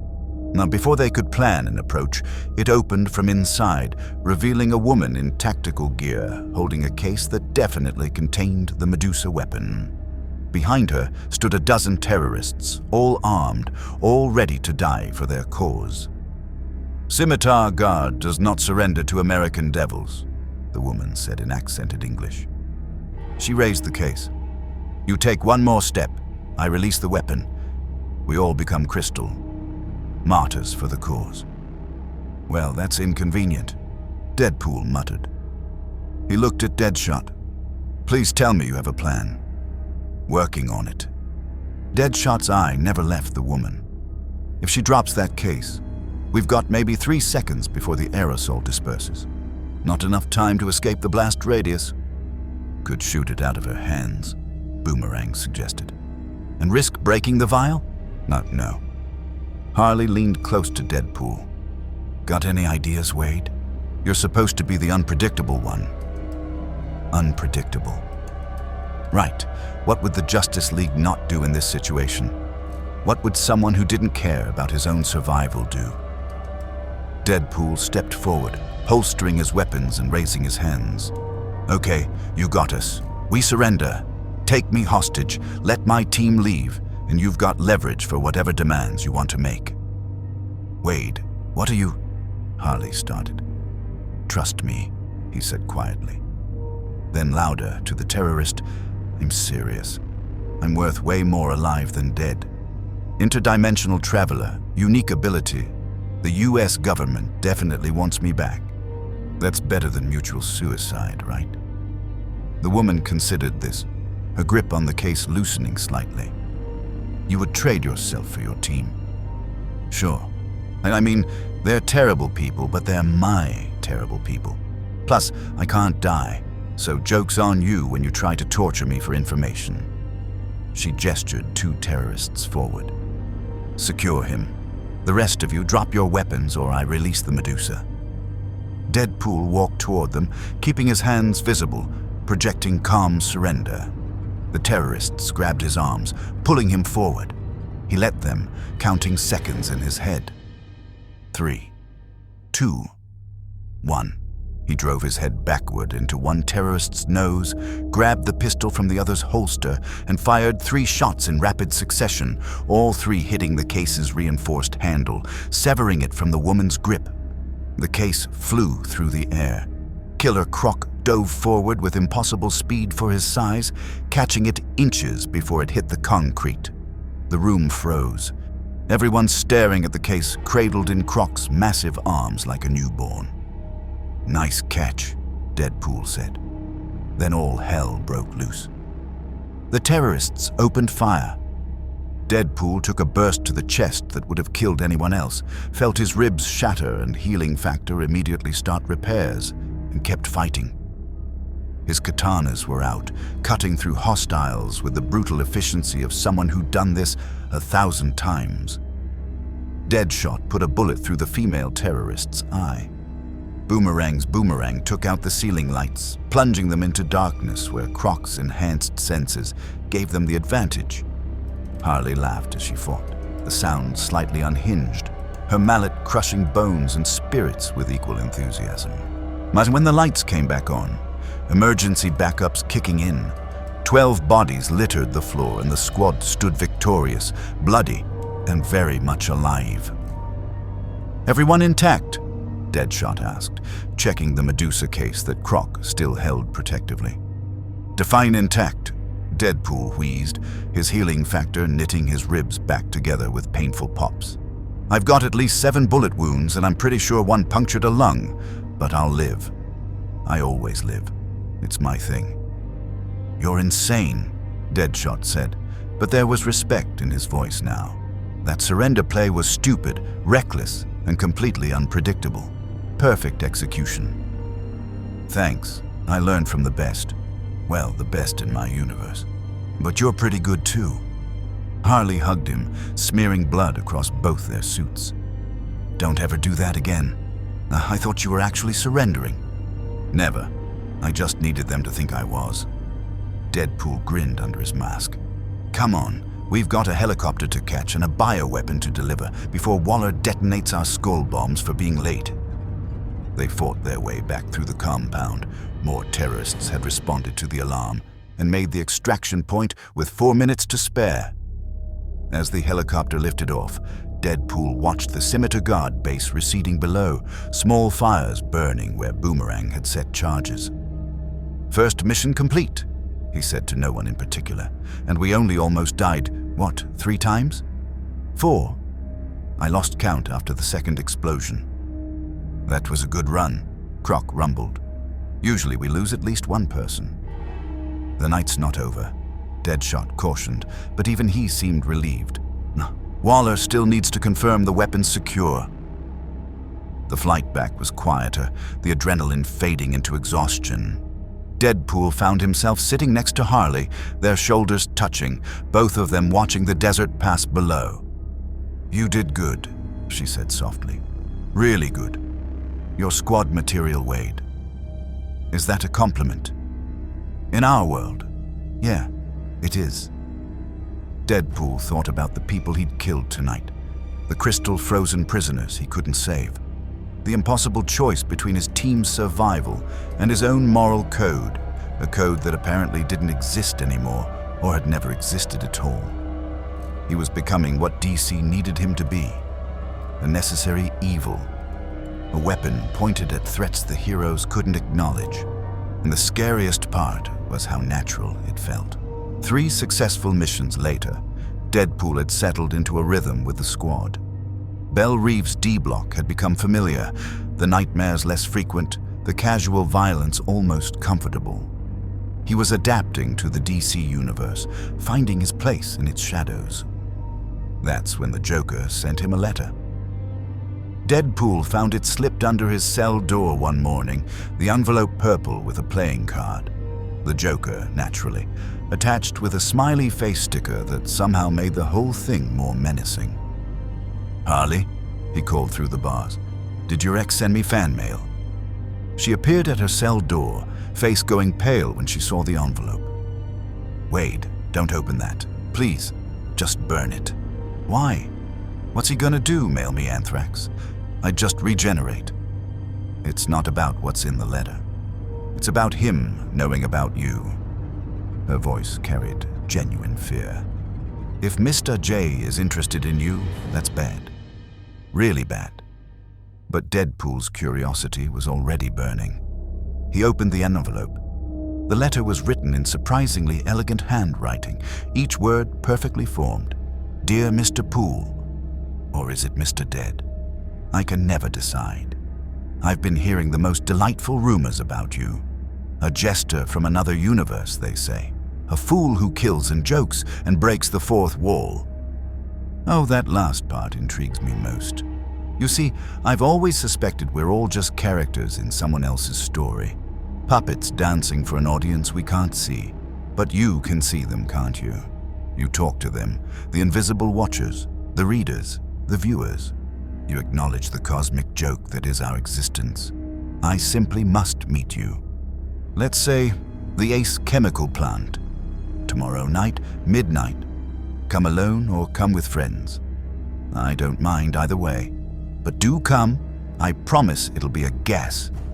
Your potential new best friend, JPS. If you don't show up, I'll kill everyone in the pediatric ward at Gotham General. Tick-tock. Deadpool stared at the letter, his usual humor evaporating. He's serious about the hospital thing, isn't he? He's always serious about killing people, Harley said quietly. That's his one consistent trait. Everything else is chaos, but the killing, that he means. I have to go. Wade, no. Tell Waller. Tell Batman. Let them. He wants me specifically. And if I don't show, kids die. That's not happening. Deadpool folded the letter carefully. Besides, I've been wanting to meet the clown prince of crime. Time to see if he's as scary as everyone says. Scarier, Harley whispered. He's so much scarier than you can imagine. Midnight found Deadpool standing outside the Ace chemical plant, the facility where the Joker had supposedly been born in a vat of chemicals that bleached his skin and shattered his sanity. The irony wasn't lost on Wade. Two men destroyed and remade by chemicals, about to have a conversation about the nature of reality. He'd informed Waller, who'd given him reluctant permission and a panic button that would summon the entire squad. Batman was definitely monitoring via satellite, probably already planning 17 different interventions. The plant's interior was exactly as horrifying as expected. Rusted catwalks over chemical vats, dripping pipes, and graffiti that read "Smile" in letters 10 feet tall. And there, standing on a platform above the main vat, was the Joker. He was smaller than Deadpool expected, thinner, almost fragile-looking in his purple suit. But the moment their eyes met, Wade understood why everyone feared him. Those eyes held nothing, not madness exactly, just absence, like looking into a void that looked back and found you hilarious. Deadpool! Joker spread his arms wide, his smile impossibly wide. You came, and here I thought you'd be too scared or too smart or... Oh wait, Harley mentioned you're clinically insane. That explains everything. Joker. Deadpool's hand rested on his pistol. Nice place, very industrial decay meets psychotic break. I like what you've done with the ambience. Thank you, I try. Joker capered along the railing, completely unconcerned about the 30-foot drop into chemicals. So let's get to the heart of things, shall we? You're from another universe, another story, another publisher even. How deliciously meta. Yeah, I'm Marvel's problem usually. Now I'm DC's problem. Funny how that works. Funny? Funny? Joker laughed, the sound bouncing off metal and making Deadpool's skin crawl. It's hilarious, don't you see? You're proof that we're all just fictional, that nothing we do matters, because we're just entertainment for beings we can't even perceive. I mean, yeah, but you don't care. Joker pointed at him accusingly. You embrace it. You make jokes about the readers. You reference the audience. You've accepted the cosmic absurdity of our existence and decided to have fun with it. Deadpool shifted uncomfortably. Look, the fourth wall breaking is more of a coping mechanism than a philosophy. I'm aware we're characters, but that doesn't mean our actions don't matter. The people we save, the people we kill, they're real within the story. Are they? Joker's smile widened impossibly further. How do you know? Maybe they only exist when the panel focuses on them. Maybe everyone you've ever saved winked out of existence the moment you walked away. Schrodinger's citizens. That's actually a terrifying thought that I'm going to need therapy for. We're both terrifying thoughts that need therapy. Joker descended the stairs in a strange, capering dance. That's why we're going to be best friends. We're the only ones who truly understand. Batman thinks he understands me, but he doesn't. He can't. He's too invested in the idea that his actions have meaning. They do have meaning, Deadpool argued. He saves people, protects Gotham. That's meaning right there. Is it? Or is he just repeating the same cycle over and over because the writers need him to? How many times has he caught me? How many times have I escaped? How many people have I killed? The numbers stop making sense after a while, don't they? Because we're not real people. We're archetypes, symbols. The clown and the bat, forever locked in combat because that's what the story demands. Deadpool felt his usual defenses crumbling. This was the Joker's real superpower, not the venom or the schemes, but the way he could take your own doubts and sharpen them into weapons against you. "What do you want from me, Joker?" "I want you to admit it." Joker grabbed the railing, arm leaning over the chemical vat. "Admit that nothing matters, that we're all just puppets, that the only rational response to our existence is to laugh and kill and make beautiful chaos, because meaning is an illusion." "No." The word came out harder than Deadpool intended. Joker's smile faltered for just a moment. "No?" he repeated. "No, because I've been where you are, you psychotic clown. I've stared into the void of meaninglessness and felt it stare back. I've questioned whether anything I do matters when I'm just a character in someone's story.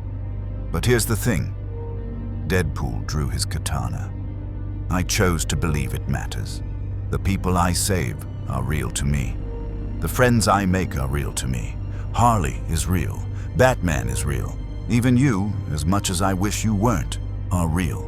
And that means my choices have weight." "But they don't!" Joker's voice rose to a shriek. "We're fiction. We're whatever we choose to be within the framework we're given." Deadpool pointed the katana at Joker. "You chose to be a monster. You chose to hurt people because you think nothing matters. But that's just cowardice dressed up as philosophy. It takes courage to believe in meaning when you know it's arbitrary." Joker stared at him, and for a moment, Deadpool saw something flicker in those dead eyes. Rage? Recognition? Fear? Then Joker started laughing. Really laughing, the kind that made him double over and clutch his sides. "Oh, you're wonderful," he gasped between fits. "You actually believe that? You beautiful, deluded fool. No wonder Harley likes you. You've got hope. Real, genuine, idiotic hope." "Yeah, well, hope's kind of DC's whole thing. I'm learning." Joker straightened, his expression suddenly cold. "Then let me teach you a lesson about hope in Gotham." He pulled out a detonator. "I lied about the hospital, but I didn't lie about the explosives. They're here, in this plant, and they're going to detonate in 60 seconds. You can save yourself. You're immortal after all. Or you can try to disarm them and risk failing. Your choice. Let's see if your hope survives." He pressed the button and dove off the platform into the chemical vat below, disappearing with a splash and that horrible laugh echoing behind him. "Damn it!" Deadpool activated his comm. "Waller, I need a bomb squad at Ace Chemical now." "Negative," Waller's voice crackled back. "Too far away. You're on your own." Of course he was. Deadpool ran, not following his instincts and the faint ticking sound to a storage room where 5 bombs sat wired to a central timer. 40 seconds. He could disarm bombs. He'd done it before, but 5 of them with different colored wires and what looked like anti-tampering mechanisms. 30 seconds. He could run, save himself. Joker was right about that. But the plant's security guard, an older man who probably had grandkids, was still making rounds somewhere in this building. 20 seconds. Hope's kind of DC's whole thing, he repeated to himself. Then he started cutting wires. Red wire on bomb 1, blue on bomb 2, green on 3. He was guessing, using pure instinct and prayer, and 5 seconds. He couldn't disarm them all, but he could contain them. Deadpool grabbed all 5 bombs, crushing them against his chest, and then threw himself into the chemical vat where Joker had disappeared. The explosion tore through his body underwater, shredding flesh and bone, the concussive force liquefying organs. His healing factor screamed, trying to regenerate faster than the damage occurred. Chemical burns added to the agony, his skin melting and reforming in a cycle of endless torment. He blacked out, died, came back, died again, came back again. When he finally surfaced, or when his body floated to the top more accurately, Batman was there, pulling him from the vat. "You're alive," Batman said. and there might have been relief in his voice. "Define alive," Deadpool croaked, his vocal cords still regenerating. "Did the guard?" "Safe. He'd left his shift 5 minutes before you arrived. Building was empty except for you." "Joker lied." "Joker always lies. But you didn't know that." Batman carried him toward the entrance where an ambulance waited. "You chose to risk yourself for someone who might not exist. That's admirable. That's stupid."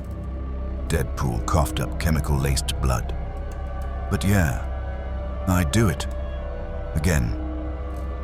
As consciousness faded, his last thought was that he'd passed some kind of test. Not Joker's test. That was just cruelty disguised as philosophy. Batman's test. The one that mattered. Deadpool woke up in the Batcave's medical bay, which was either a huge honor or meant Batman didn't trust hospitals with interdimensional healing factors. Probably both. His body had fully regenerated, but the phantom pain of being blown apart underwater still lingered in his nerve endings. "You've been out for 36 hours, a voice said from the shadows. Not Batman's gravel, but younger, with an edge that spoke of violence barely restrained. A figure stepped into the light. Red Hood, Jason Todd, the Robin who died and came back wrong, depending on who you asked. "Great," Deadpool muttered. "The one Bat family member whose solution to crime is shoot them in the face. We're gonna get along great." "Batman asked me to watch you until you woke up." Jason pulled up a chair, and his helmet removed to reveal a young face marked by a white streak in his hair, the one physical reminder of his death and resurrection. "Said you threw yourself on bombs to save a security guard who wasn't even there." "Yeah, well, I'm an idiot. It's kind of my brand. Or you're a hero." Jason's tone made it hard to tell if that was a compliment or accusation. "Batman seems to think you can be reformed, shown that killing isn't necessary. And you disagree. I think once you cross that line, you can't uncross it. I think Batman's no-kill rule is noble and stupid and gets people killed." Jason leaned forward. "I think you and I are the same, Wilson. We're the ones willing to do what needs to be done while everyone else clutches their pearls and talks about moral high grounds." Deadpool sat up, let his healing factor having restored him to full capacity. "We're not the same. No, we both kill. We both operate outside the law. We both came back from death changed. Hell, we both wear red." Jason gestured at their outfits. "The only difference is you hide behind jokes and I hide behind anger, but we're both hiding from the same thing. Which is the knowledge that we might be the monsters we fight." The words hit harder than Deadpool expected. He thought about Joker's test, about his philosophy of meaninglessness, about the people he'd killed since arriving in this universe. How many had been necessary? How many had he just convinced himself were necessary? "Batman sent you to talk to me because he thinks we'll understand each other," Deadpool said slowly. "He's hoping you'll either save me or prove I can't be saved." Smart man. Name for someone who dresses like a bat. Jason stood, moving to the weapons rack where his arsenal hung. "Want to get out of here? I've got a situation that could use your particular skill set." Define situation. Black Mask's operation is moving a shipment of kids tonight. Sex trafficking. I've been trying to take him down for months, but his operation's too big for one person. Batman won't help because it would require killing Black Mask's lieutenants. They've got dead man switches that'll kill the kids if they're just knocked unconscious. So you need someone who won't hesitate. I need someone who understands that sometimes the only way to save innocent people is to kill guilty ones. Jason's eyes met his. "You in?" Deadpool thought about Batman's test, about trying to be a hero by DC's standards, about the promise he'd made to at least try to follow their rules. Then he thought about kids in shipping containers, terrified and helpless. "Yeah," he said, grabbing his weapons. "I'm in." They hit Black Mask's operation at the Gotham docks just after midnight, moving in parallel. Red Hood high on the warehouse rooftops, Deadpool low through the shadows between shipping containers. 20 hostiles guarded the perimeter, and intel suggested another 30 inside with the children. Jason's voice crackled through the comm he'd given Deadpool. Remember, the 3 lieutenants with red armbands have the dead man switches. They go unconscious, the kids die. We have to kill them simultaneously or not at all. Understood. I take left warehouse, you take right. We converge on the central holding area. Exactly, and on my mark. They moved like synchronized death, each taking down guards with brutal efficiency. Deadpool's katanas sang through the night, separating heads from bodies with the precision of a surgeon and the ruthlessness of an executioner. No jokes this time, no banter. This was business. He breached the left warehouse through a skylight, dropping into a maze of shipping containers. The first lieutenant never saw him coming, blade through the heart, death instantaneous before the dead man's switch could trigger. One down. Jason's voice. Second lieutenant down. You? Same. Moving to the central holding. But when Deadpool reached the center of the warehouse, he found something worse than he'd expected. The children, 20 of them ranging from 6 to 16, were chained in a circle around the third lieutenant. There was a massive man with a scar bisecting his face and a detonator clutched in his hand. "I know you're there, Red Hood," the man shouted. "Come out, or I blow these kids to pieces."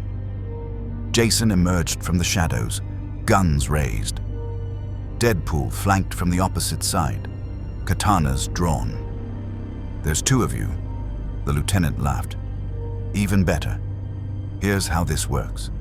You put down your weapons and surrender, or I press this button and we all die together." "He's serious," Jason said quietly through the comm. "I can see the trigger finger tension.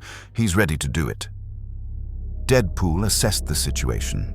20 feet between him and the lieutenant. No clean shot for Jason without hitting kids. The man's thumb was already on the detonator. Any flinch and children died. "I've got an idea," Deadpool whispered. But you're not gonna like it." "What?" Deadpool didn't give Jason time to argue. He sheathed his katanas and raised his hands. "Okay, you win. I'll surrender." "Wade, no," Jason started. "It's fine. I've got this." Deadpool walked forward slowly, hands visible. "You're the boss here. I'm just trying to save the kids. You want me to surrender?" "I surrender," the lieutenant sneered. "Weapons on the ground." Deadpool complied, setting his katanas and pistols down carefully. "Now what?" "Now you get on your knees and—" Deadpool lunged. Not at the lieutenant, at the detonator. His hand closed around the man's wrist in a grip strengthened by desperation and the knowledge that failure meant dead children. The lieutenant's thumb mashed down on the button. The explosives around the children's chains detonated. But Deadpool was already there, at his body wrapping around the lieutenant and the detonator, using his flesh as a shield. The explosion tore through him, shrapnel shredding organs, force breaking bones, but his healing factor kicked in immediately, regenerating even as he died. Through the pain and the darkness, he heard Jason firing, taking out the lieutenant with a headshot, while the man was stunned by the explosion. Then silence, broken only by children crying. Deadpool's body knitted itself back together slowly, painfully. When he could finally see again, Jason was kneeling beside him, helmet off, expression unreadable. "You idiot," Jason said softly. "You beautiful, crazy idiot." "Kids," Deadpool croaked. "Safe, all 20. You absorbed most of the blast. A few minor injuries, but nothing life-threatening." Jason helped him sit up. "As you just sacrificed yourself to save children you've never met." "That's what heroes do, right?" Deadpool coughed, blood still on his lips. "Even the ones who kill." Jason was quiet for a moment. Then, "Yeah, I guess it is." They freed the children, called in GCPD, the clean cops that Jason trusted. and disappeared before questions could be asked. On a rooftop overlooking Gotham Harbor, watching the dawn break over the city, they sat in companionable silence. "I thought we were the same," Jason finally said. "But we're not. You kill because you think it's necessary to save people. I kill because I'm angry, because I want criminals to hurt the way they hurt others. That's not heroism, that's revenge." "Revenge can be heroism," Deadpool offered. "Sometimes." "Sometimes," Jason agreed. "But not always. Not the way I do it." He looked at Deadpool. "Batman was right to send me to you. I thought I'd show you that his way was wrong, that killing was necessary. Instead, you showed me the difference between killing out of necessity and killing out of anger. Does this mean you're reforming? Gonna stop shooting people?" "Hell no, but maybe I'll think harder about when and why." Jason stood, replacing his helmet. "Thanks, Wilson. For the reminder that being an anti-hero doesn't mean being a villain." "Anytime, Red." Deadpool stood as well, his body fully healed. "We should do this again sometime. The team up, I mean. Not the exploding children thing." "Deal." Jason grappled away, disappearing into Gotham's shadows. Deadpool stood alone on the rooftop, and watching the sun rise over a city that devoured hope and somehow kept producing heroes anyway. He'd killed 7 men tonight, saved 20 children, taught Red Hood a lesson about the difference between justice and vengeance. Was he a hero? A villain? Something in between. The DC Universe didn't seem to know either. And maybe that was okay. 2 weeks after the Black Mask operation, Deadpool's carefully constructed new life in the DC Universe began to unravel in a way he didn't expect. Magically. It started with dreams.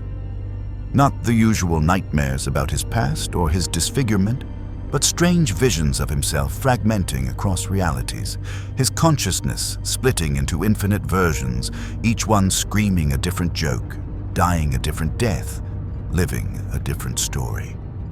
He'd wake up unable to remember which universe he belonged to, which version of Wade Wilson he actually was. "You look like hell," Harley observed one morning in Belle Reve's cafeteria.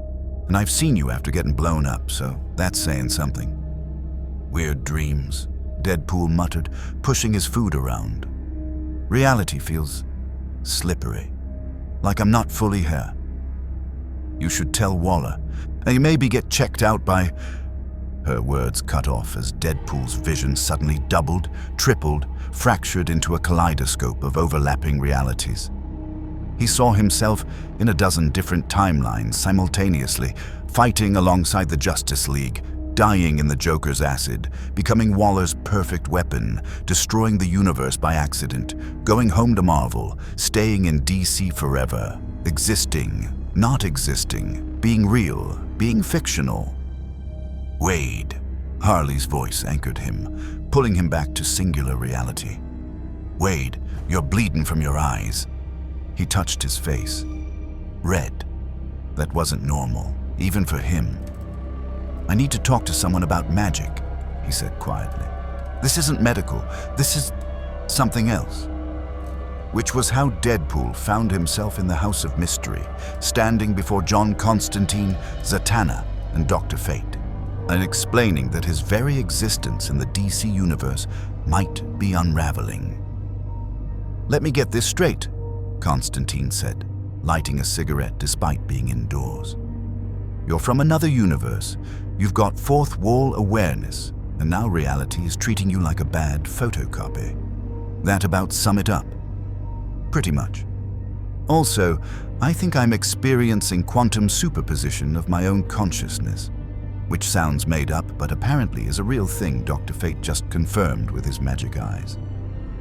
The golden helmet of fate turned toward him, and when Nabu spoke, the voice carried the weight of cosmic understanding. "You exist outside this universe's natural order. Your presence creates a paradox. You are both real and fictional, both native and foreign. The DC Universe's fundamental forces are attempting to reconcile this paradox by integrating you fully or rejecting you entirely. Rejecting me how? Like kicked back to Marvel or erased, Zatanna said gently, her backward speech magic shimmering around her. You'd cease to exist across all realities. Every version of you in every universe, unmade. That's not great, Deadpool said with forced levity. I'm attached to existing. It's kind of my whole deal. Constantine exhaled smoke. The problem is your fourth wall awareness. You know you're fictional, yeah? That knowledge is antithetical to DC's fundamental narrative structure. This universe requires characters to believe in their own reality. You're a walking paradox, breaking the fourth wall and the laws of being simultaneously. So what do? Forget I'm fictional. Pretend I don't know about readers and viewers and the audience watching this unfold. You could, Dr. Fate said. I could seal that knowledge. Lock away your meta-awareness, make you believe you're truly real. You would stabilize in this universe, become native to it. But you would lose what makes you, you. Deadpool felt his stomach drop. Lose his fourth wall awareness? The one thing that had kept him sane, relatively. Through years of torture, experimentation, and trauma, the ability to step outside himself and acknowledge the absurdity. There's another option, Zatanna offered. We could anchor you to this universe through a different method, a connection so strong it overwrites the paradox. What kind of connection? Emotional.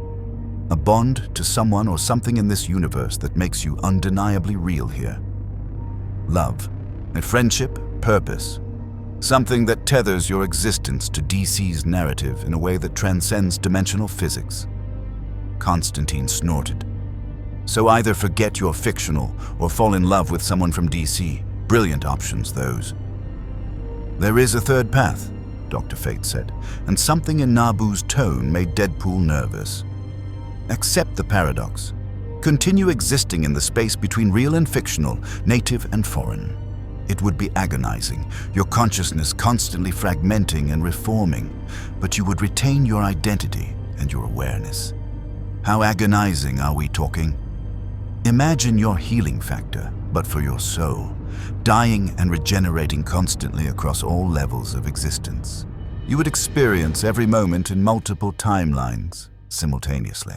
So you would never be certain which reality was true. Yeah, that sounds like a hard pass. Deadpool paced the House of Mystery's impossible geometry, his mind racing. So my options are, lose my defining characteristic, fall in love to anchor myself, or experience existential agony forever. This universe really doesn't make things easy, does it? DC's all about impossible choices made, Constantine said, not unkindly. That's the whole point. How far are you willing to go? What are you willing to sacrifice? Who do you choose to be when everything's on the line? Deadpool thought about Harley's friendship, the tentative respect he'd earned from the Suicide Squad, Batman's cautious trust, the children he'd saved with Red Hood. He thought about belonging to something bigger than himself, and being part of a universe where symbols mattered and hope could shine through darkness. He thought about his fourth wall awareness, the voice in his head that kept him company, the audience he could always count on, even when everyone else left. I choose the anchor, he said finally. The emotional connection. I'm tired of being alone in my own head. If believing in something here, someone here, makes me real, then that's what I'll do. Wade, Zatanna stepped forward. You understand this isn't just about believing. The anchor has to be genuine. You can't fake emotional connection to stabilize your quantum state. It has to be real, deep, and mutual. I get it. I need to actually belong here. Actually care about people in this universe enough that it overwrites the fact I'm from somewhere else. He looked at each of them. How do we start? Dr. Fate raised his hands, golden light streaming from his fingers. I will begin the ritual. But the anchor must come from you. Think of the connections you've made, the people who matter. Let one become your tether to this reality. The magic enveloped Deadpool like water, and suddenly he was drowning in memories. Harley laughing at his jokes, trusting him not to be like the Joker. Batman testing him, believing he could be better. Superman giving him permission to do the impossible if needed. Jason Todd seeing a mirror and choosing to be different. The Suicide Squad accepting him as one of their broken family. Amanda Waller's grudging respect. The children he'd saved. The villains he'd stopped. The chaos he'd caused and the order he'd protected. The light intensified, and then Deadpool felt his consciousness stabilizing, fragmenting timelines, collapsing into one singular experience. He was here, in the DC universe, real, native, belonging. The magic faded. Deadpool gasped, falling to his knees. "Did it work?" "Sextel," Zatanna said, her backward speech indicating active spell work. Then, normally. "Your quantum signature is stabilizing. The paradox is resolving. You're actually becoming part of this universe's narrative structure." "Does this mean I'm stuck here? Can't go back to Marvel even if I wanted to?" "Most likely," Constantine confirmed. "You've anchored yourself to DC. This is your universe now, for better or worse. Congratulations, you're officially one of us." Deadpool stood slowly, feeling different. Not less aware of the fourth wall, he could still sense the audience. He still knew he was a character in a story. But now that knowledge didn't conflict with his existence. He was both fictional and real, both aware and genuine. Schrödinger's anti-hero. "There's one more thing," Dr. Fate said, his voice carrying warning. "The anchor works both ways. If the connections you've made in this universe are broken, if the people you care about die, if you lose your sense of belonging, the paradox will return, perhaps worse than before. So I need to maintain friendships and purpose, or I'll cease to exist. That's incredibly healthy and not at all terrifying." "Welcome to DC," Constantine said with a grim smile, "where even existing is a moral choice." Deadpool returned to Belle Reve feeling strange, more solid somehow, like he'd gone from being a photograph of himself to being an actual person. The fourth wall awareness was still there. He could feel the audience, sense the narrative structure, but it felt integrated now rather than contradictory. Harley was waiting in the common area, clearly having worried the entire time he was gone. "You're okay," she hugged him. "Waller said you went to deal with some magic thing and might not come back, and I thought, I'm okay," Deadpool said, hugging her back and meaning it. "Better than okay, actually. I'm real now, like genuinely part of this universe, real. You weren't before? It's complicated. But the important part is I'm staying. This is my universe now. You're my friend now. All of this," he gestured around Belle Reve, "is my life. For real." Harley pulled back, studying his face. "You sound different. More here." "I am more here. That's exactly it." He smiled under his mask. "Thanks for being part of what anchored me. I didn't do anything. You trusted me, treated me like a friend instead of a crazy person from another dimension. That matters more than you know." Before Harley could respond, alarms blared through Belle Reve. Waller's voice came over the intercom. "Task Force X, report to briefing immediately. We have an apocalypse situation." Deadpool and Harley exchanged looks. "Apocalypse?" he said. "As in Darkseid's apocalypse, the literal new god of tyranny and evil?" "Yep. Welcome to the big leagues, Wade." Harley grabbed her mallet. "If you're really part of this universe now, you're about to face its worst nightmare." As they headed to the briefing room, Deadpool felt his newly stabilized existence thrumming with purpose. He was real. He belonged. Though he had friends, enemies, and a place in this universe's mythology. And now he was about to fight an actual god. This was either going to be his finest hour or his most spectacular failure. Knowing his luck, probably both. The apocalypse situation turned out to be worse than anyone expected.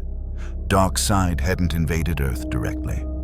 He'd sensed something worse, a parademon strike team carrying Mother Box technology specifically designed to identify and eliminate anomalous existences, meaning Deadpool.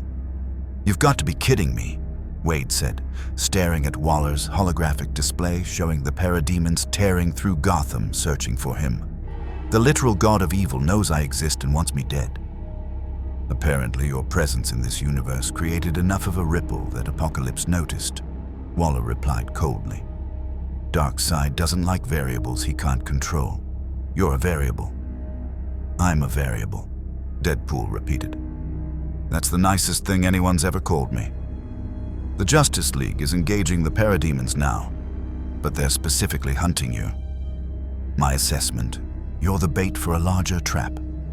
Darkseid wants to study you, understand how you cross dimensional boundaries, possibly use that knowledge to invade other universes."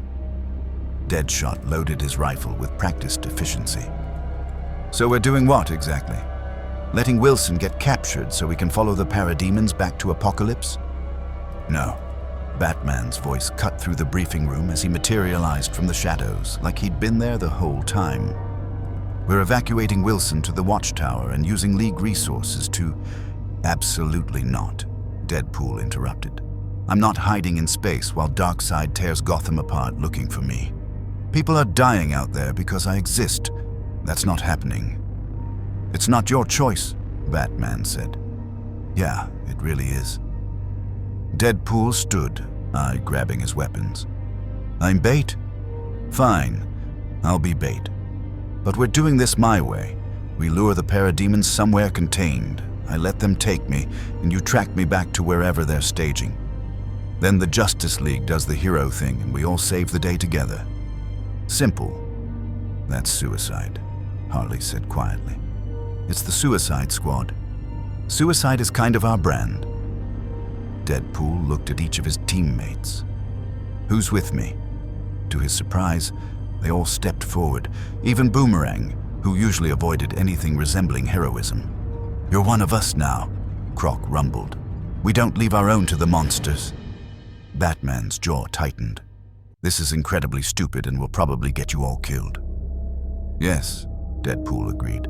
"But it's the right kind of stupid. The heroic kind. Now, the kind that Superman would approve of if he wasn't too busy fighting parademons to have an opinion." For a long moment, Batman stared at him. Then, almost imperceptibly, he nodded. "Oracle, coordinate with the Suicide Squad. Wonder Woman and Superman will provide aerial support. Flash will handle evacuations. I'll oversee from the Batcave." Batman's eyes met Deadpool's. "Don't make me regret trusting you, Wilson." "Too late for that, Bats. You already do." The trap was set in an abandoned section of Gotham's industrial district. Plenty of space for fighting, minimal civilian casualties, and a clear boom tube path for the parademons to escape with their prize. Deadpool stood in the center of an empty warehouse, every instinct screaming that this was a terrible idea, while his common sense agreed wholeheartedly. "Tracking device is active," Oracle's voice came through his comm. "We'll know exactly where they take you. Justice League will be 30 seconds behind." 30 seconds of being tortured by Apokolips technology, Deadpool mused. "Should be fun. I've always wanted to see how my healing factor handles Omega energy." The parademons came through the ceiling like locusts, dozens of them, shrieking and firing plasma weapons. Deadpool fought back, his katanas singing through the air, but there were too many. One grabbed his arm, its strength inhuman. Another latched onto his back. A third fired a net of crackling energy that pinned him. "Now!" he shouted into the comm. The Suicide Squad erupted from hiding.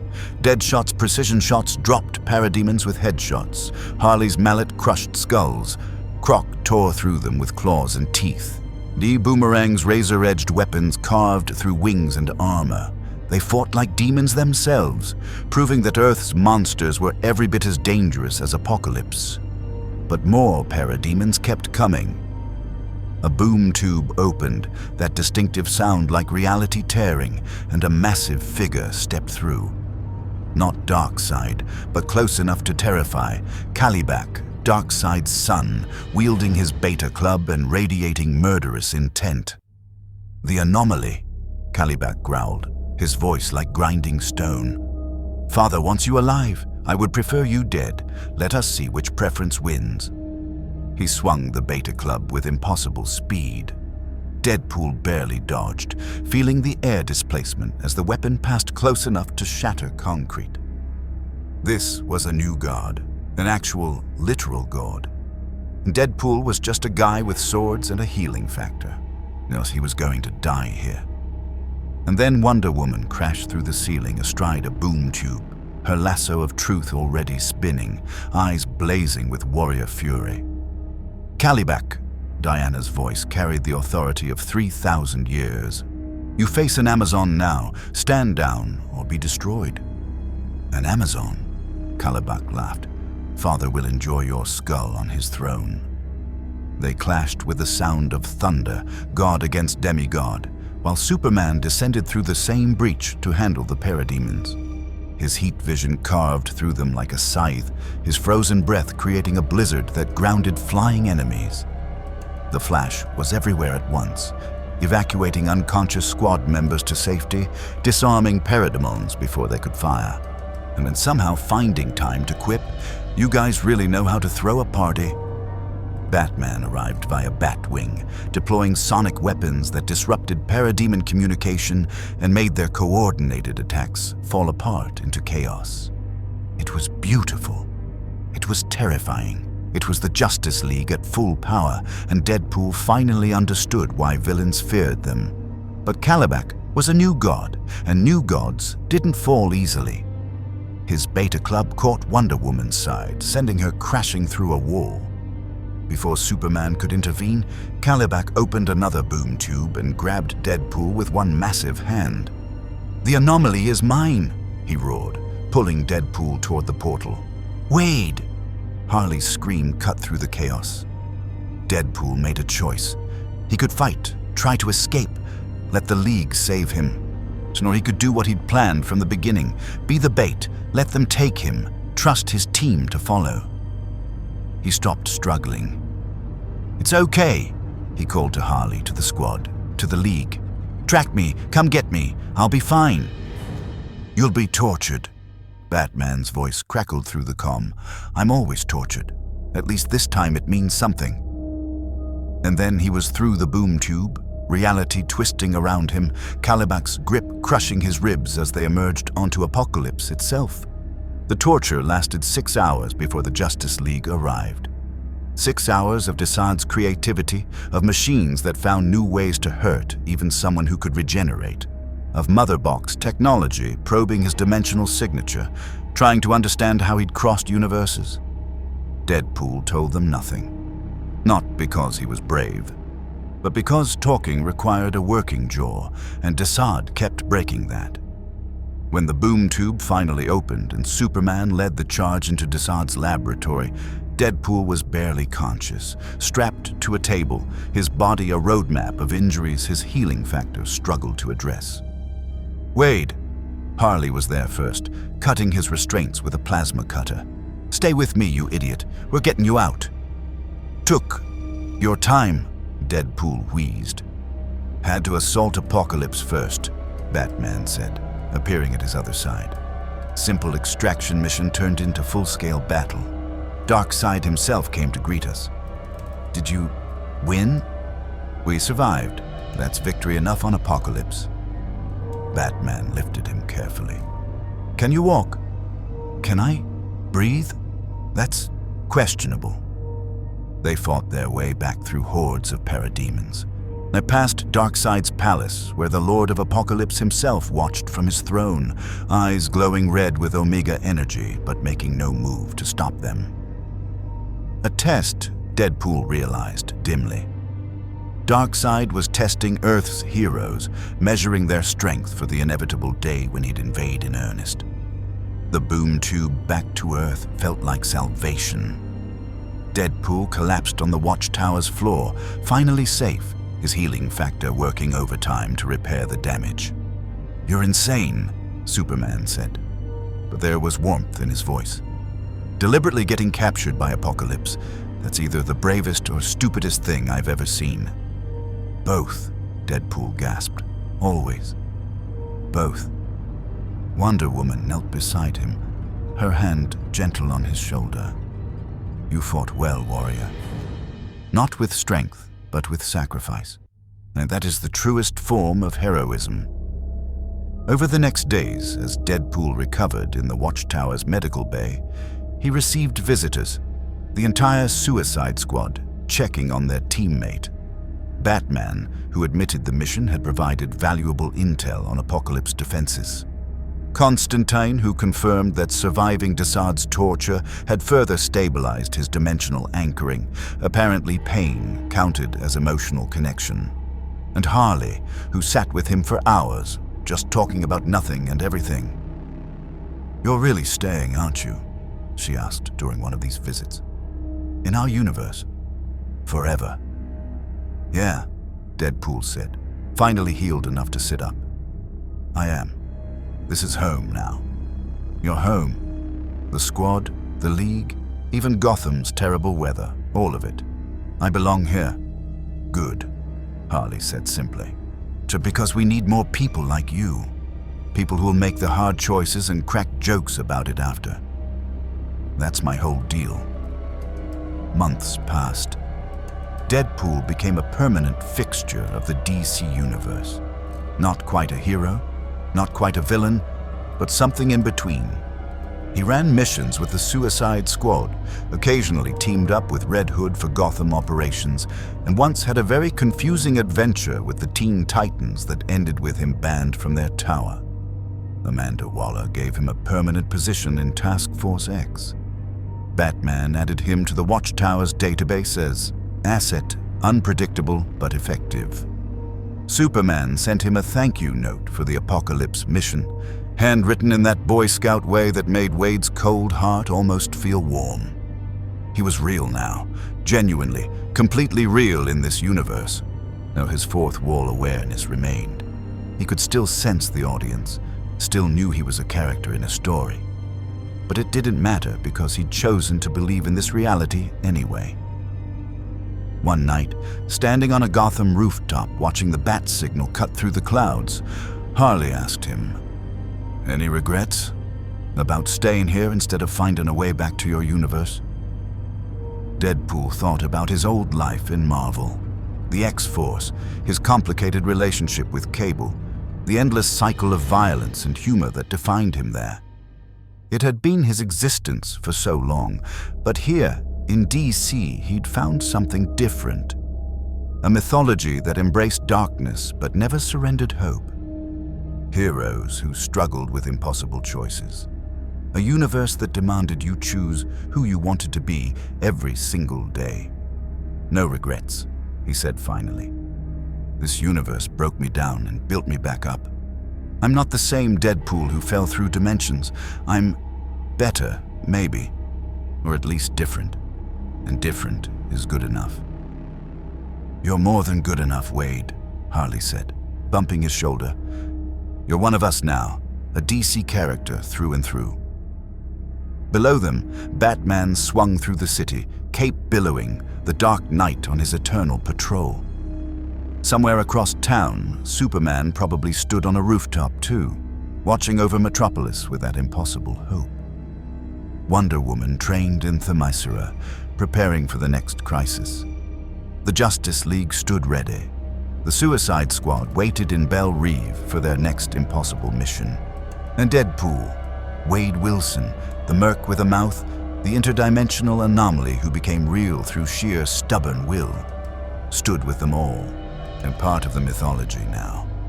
A permanent guest star in the DC Universe's endless story. "Hope shines brightest in the darkest night," he quoted, the phrase having become his personal mantra since arriving here. "It really does," Harley agreed.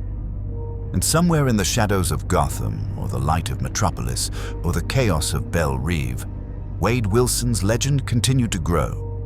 He would face more villains, save more innocents, make more impossible choices.